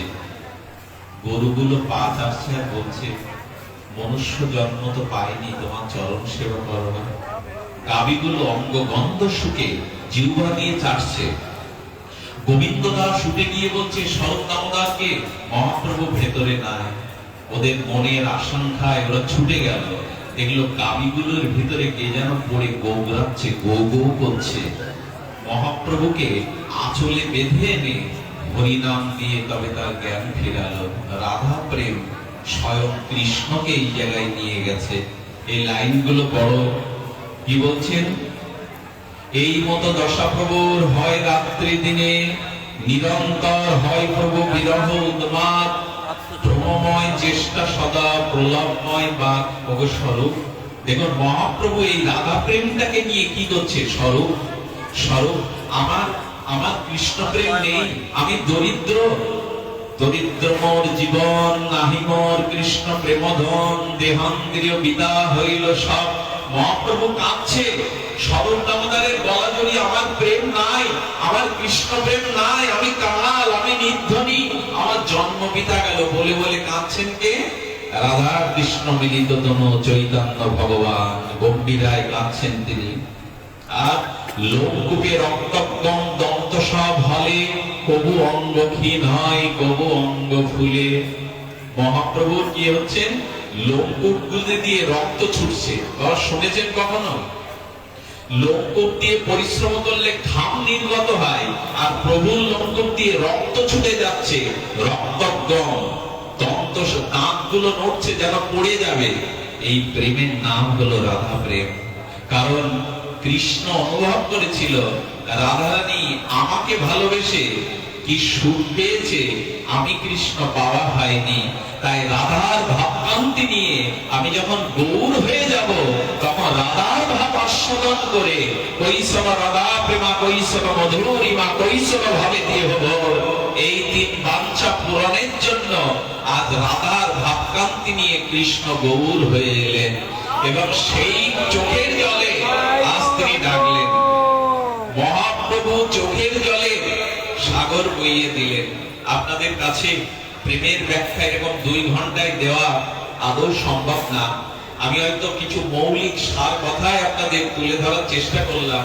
সব শেষে বলি, অনেক হয়েছে মা, অনেক হয়েছে, স্ত্রী পুত্র সংসার। এবার একটু এই আসক্তিটা কমিয়ে তার প্রতি আসক্তিটা দিই। সময় তো ফুরিয়ে আসছে, চলে তো যেতেই হবে এদের ছেড়ে। তবে শেষের দিনে যাতে তার কথা মনে পড়ে, যাতে তার রাজ্যে যাওয়ার জন্য মনটা অন্তত ব্যাকুল হয়, সেই চেষ্টা আমাদের করতে হবে। শুধু ভক্তগণ, ভগবানের প্রতি যদি একটু প্রেম হয়, ছোট্ট একটা দৃষ্টান্ত দিয়ে আজকের পাঠ বিশ্রাম। বর্ষণা জানেন তো, রাধারানীর আবির্ভাব স্থলী হলো একটু মন দিন, 2 মিনিটেই শেষ হবে বিশ্রাম। এই বর্ষনাতে একজন শিল্পপতি ছিল, আলিশান বাংলা গাড়ি, তার 3 পুত্র কিন্তু কোনো কন্যা নাই। আমাদের দেশে কন্যা বলে তো অভিশাপ মনে করা হয়, কিন্তু জানেন 10টা পুত্রের থেকে একটা মেয়ে বাবা মাকে বেশি ভালোবাসে। আজকে এখানে যারা বাবা আছে জিজ্ঞাসা করুন, আপনার ছেলেটা কদিন আপনাকে জল করে তৃষ্ণা জল খেতে দিয়েছে? দিয়েছে মেয়ে। আমার মেয়েটার 5-7 দিন জ্বর, একটা ছোট মেয়ে আছে, ওর মা বলে কি, ও স্বপ্নেতে উঠে বলে বাবা কই। আমি তো বাড়ি ফিরি রাত 3টে-4টে, এইভাবে কেঁদে ওঠে বাবা কই। আমার ছেলে কখনো ঘুম থেকে উঠে এভাবে জিজ্ঞেস করেনি মা বাবা কই। এই জন্য যারা পেয়েছেন কন্যাকে, মেয়ে অবহেলা করবেন না। 10টা সন্তান, পুরুষ যতটা বাবা মাকে ভালো না বাসে, একটা মেয়ে পিতার সম্পত্তির জন্য ছেলে মেয়ে পিতা মাকে হত্যা করে, আর মেয়েটা বিয়ের সময় চোখের জলে পাত ধুলো নিয়ে কাঁদতে কাঁদতে যায় সম্পত্তির দাবি সে। এই ত্যাগ কার আছে দেখান তো। এই জন্য ওনার মেয়ে ছিল না, 3টে পুত্রবধূ, ওনার মেয়ে নাই। উনি বর্ষনার এক মহাত্মা সাধুর কাছে গিয়ে বললেন আমার তো মেয়ে নাই, ওইখানে কষ্ট। তো বললেন আরে বাবা, তুমি বর্ষনার মানুষ, রাধারানীর মতো মেয়ে থাকতে তুমি আবার কোন মরা মেয়ে যাচ্ছ? এই নাও রাধারানী একটা পট দিয়ে দিলেন, এইটা বাড়িতে বসে ওকে ভালোবাসো, আরতি করো, খেতে দাও, সাজাও, ওই থেকে আজ থেকে তোমার মেয়ে। তবে মরা মেয়ে না, সত্যিকারের মেয়েই তোমার হাতে দিয়ে দিলাম। একটা সম্বন্ধ দিয়ে দিল বাবার মেয়ে। রাধারানীর পট আনলো, সিংহাসনে রাখলো, প্রতিদিন আরতি দেয়, দৃষ্টি দেয়, একটু মাঝে মাঝে ভাবের কথা বলে, মা তোর কষ্ট হচ্ছে না তো, কিছু লাগলে আমায় বলিস। এই করতে করতে উনি একদিন দোকানে চলে, সেদিনের ঘটনা, বেশি দিনের না, ওই বাড়িতে বৃন্দাবনের মায়েরা, ব্রজবাসীরা চুরি পরতে খুব ভালোবাসে, 2 হাতে একেবারে কাচের চুরি ভর্তি, ওরা চুরি পরতে খুব ভালোবাসে বৃন্দাবনবাসী মায়েরা। তো 3 পুত্রবধূ প্রতি মাসে এক চুরি ফেরিয়ালার কাছ থেকে 2 হাত করে চুরি পরত। এ মাসেও এসেছে 3 পুত্রবধূ এক এক করে হাতে চুরি পরে গেল। আর ওই প্রতি মাসে বলা ছিল ওই শেঠ শিল্পপতি 3 বৌমাকে চুরি পরিয়ে আমার দোকান থেকে সন্ধ্যায় ফেরি করে যাওয়ার সময় টাকা নিয়ে যাবে। রাধারানী চিন্তা করছে আমিও তো এই বাড়ির মেয়ে। আহা, প্রেমময়ীর কি করুণা দেখো। রাধারানী বলছেন আমিও তো এই বাড়ির মেয়ে, আমারও তো চুরি করতে স্বাদ হচ্ছে। রাধারানী তখন কি করেছে জানেন, ওই পট থেকে, বিগ্রহ থেকে কিশোরীর রূপ নিয়ে বেরিয়ে এসে ঘোমটাটা দিয়ে বলছেন আমাকে চুরি পরা। কে তুমি? বলে আমি এই বাড়ির মেয়ে, তুমি জানো না আমি অনেকদিন ছিলাম না এখানে, বাবার কাছ থেকে টাকাটা নিয়ে নিও। রাধারানী চুরি করে ওখান থেকে অন্তর্ধান করে। এই ফেরিওয়ালা সন্ধ্যাবেলায় গিয়ে বলছেন আজ 1টা টাকা বাড়িয়ে দিন, মানে 1টা ভাগ বাড়িয়ে দিন, প্রতি মাসে তো 3 ভাগ দেন। এই সেদিনের ঘটনা বাবা, বেশি দিনের আগে না। বলছে আমার 3 বৌমা ছাড়া আমার বাড়িতে কোনো মেয়ে তো নাই, আমার তো কোনো মেয়ে নাই। বলো আপনার মেয়ে পরিচয় দিল, বলো পাড়ার কেউ হবে, আত্মীয় স্বজন তো কেউ আসলে আমি সংবাদ পেতাম। আচ্ছা কাজ করুন, আপনি আজকে যান, আমি বাড়িতে গিয়ে খবরটা নিয়ে কালকে আপনার দাম চুকিয়ে দেব। উনি রাত্রে বাড়ি আসলেন, খেয়ে দিয়ে যখন ঘুমিয়েছেন, মধ্যরাত্রে রাধারানী মাথার কাছে এসে চোখে জল ভরা নয়নে বলছেন আজও মেয়ে বলে আমাকে মেনে নিতে পারোনি, আজও আমাকে মেয়ে বলে মেনে নিতে পারোনি। তবে কেন রেখেছো আমার ঘরে? কেন মেয়ে বলে পরিচয় দাও? আমার চুরির দামটা তোমার মনে পড়লো না যে আমার ঘরে পুত্রবধূ হাতে মেয়ে আছে? সাক্ষাৎ রাধারানী প্রকট হয়ে বলছেন বাবা আজও মেনে নিতে পারলে না মেয়ে। ভগবান আমাদের আপন করতে চায়, আমরাই শুধু হাতটা বাড়িয়ে দেই না। আমাদেরও তো তিনি অপেক্ষায় থাকেন। তিনি মৃত্যুর পরে শ্মশান থেকে সবাই ফিরে আসে মুখ ফিরিয়ে। ভগবান বললেন সবাই মুখ ফিরিয়ে চলে গেছে, আমি তোর মুখের দিকে তাকিয়ে আছি, আয় ঘর ছিল আমি ছাড়া তোর কোনো আপনই নাই। ভগবান ছাড়া জগতে আমাদের প্রকৃত শেষের দিনে সে ছাড়া কেউ হাত বাড়াবে না। বাবা বিয়ে বলে আজও মেনে কত কত আত্মীয় কত সঙ্গে সঙ্গে ঘুম ভেঙে গেছে, আশ্রিয়ে কেঁদে পড়েছে, মা রে আমাকে ক্ষমা করে দে মা, আমি আজও তোর মূল্য দিতে পারিনি মা মেয়ের রূপে। সঙ্গে সঙ্গে ড্রাইভারকে গাড়ি বের করতে বললেন। টাকা পকেটে নিয়ে সেই ফেরিওয়ালা, সেই মনোহারী ফেরিওয়ালার দরজায় ঘা দিয়ে যেমন খুলে দিলেন, চরণে লুটিয়ে পড়লেন, তুমি টাকাটা নাও, আমার মেয়েই করিয়েছিল, আমি ভুল হয়ে গেছে, টাকাটা তুমি নাও, আমাকে ক্ষমা করে দিও। এই হলো রাধারানী। এক যুবক বিয়ের পরে স্ত্রী মারা গেছে পাঞ্জাবে, শিল্পপতি ছিল, স্ত্রীকে বড় ভালোবাসতো, উন্মাদ হয়ে গেছে, শিকল দিয়ে বাঁধার পরে কেটে দিয়েছে শিকল। উন্মাদ দশায় ঘুরতে ঘুরতে কোন ভাগ্য ফলে বর্ষণায় এক ব্রজবাসী দুয়ারে মধ্যরাত্রে বারান্দায় শুয়ে প্রলাপ করছে। তার স্ত্রীর নাম ছিল কিশোরী। কিশোরী গো, কিশোরী তুমি কোথায়, কিশোরী তুমি কোথায়? রাধারানী তখন নিত্য লীলায় যাচ্ছিলেন। ললিতাকে ডেকে বলছেন, ললিতা রে, কে যেন আমায় ডাকছে। ললিতা বলছে, পোড়ামুখী, তোর মনটা এত কমল কেন? ও পাগল, ও উন্মাদ, ওর বইয়ের নাম কিশোরী, ও বউকে ডাকছে, তাতে তোর কি? পোড়ামুখী, চল লীলায় চল। রাধারানী থমকে গিয়ে বললেন, আমি যাব না। কি করবি? বললে, ও যাকে ডাকে ডাকুক, আমার নামও তো কিশোরী, আমার প্রাণ বলছে, ও আমায় ডাকছে, ও আমায় ডাকছে, যা ওকে নিয়ে আয়। বলে, ব্রহ্মা পর্যন্ত, নারদ পর্যন্ত তো তোমার সতী রূপ পায়নি, মঞ্জুরি ভাব পায়নি, তুমি কাকে আনতে বলছো? পাগলকে। রাধারানী বলছেন, আমার চরণ ধুলো নিয়ে যা, আর আমার চরণের জল ওর মাথায় ছিটে দিলে এই দেহ ত্যাগ করে সাপের খোলসের মতো কিশোরী সখী রূপ পাবে। ওই সখী রূপে তুই আমার কাছে নিয়ে আয়। ওর মাথায় রাধারানীর চরণ ধুলি জল দিয়ে সখী রূপে আনা হলো। এই হলো করুণাময়ী রাধে, কৃপাময়ী রাধে। গোবিন্দের কৃপা এতটা না, রাধারানীর কৃপা না হলে গোবিন্দ কৃপা কারো। কোটি জন্ম কৃষ্ণ বলে কানলেও কৃপা হবে না যদি রাধারানীর কৃপা হয়। কোটি জন্মে গৌর বললে কৃপা হবে না যদি নিতাই না বলতে পারে। নিতাই এই রাধারানীকে ভালোবাসার নাম, আকুতির নাম হলো প্রেম।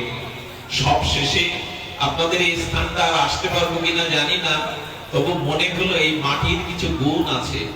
আপনাদের অনেক জন্মের কোন সুকৃতি, সুসংস্কার আছে, নাহলে এত মানুষ গরমের দিনে হরিকথা এমন করে শোনে না। আমি খুব নিশ্চিত ভাবে বলতে পারি, এখানে কল্যাণ হবেই হবে। হরিকথাতে যাদের রুচি তাদের কল্যাণ হবে।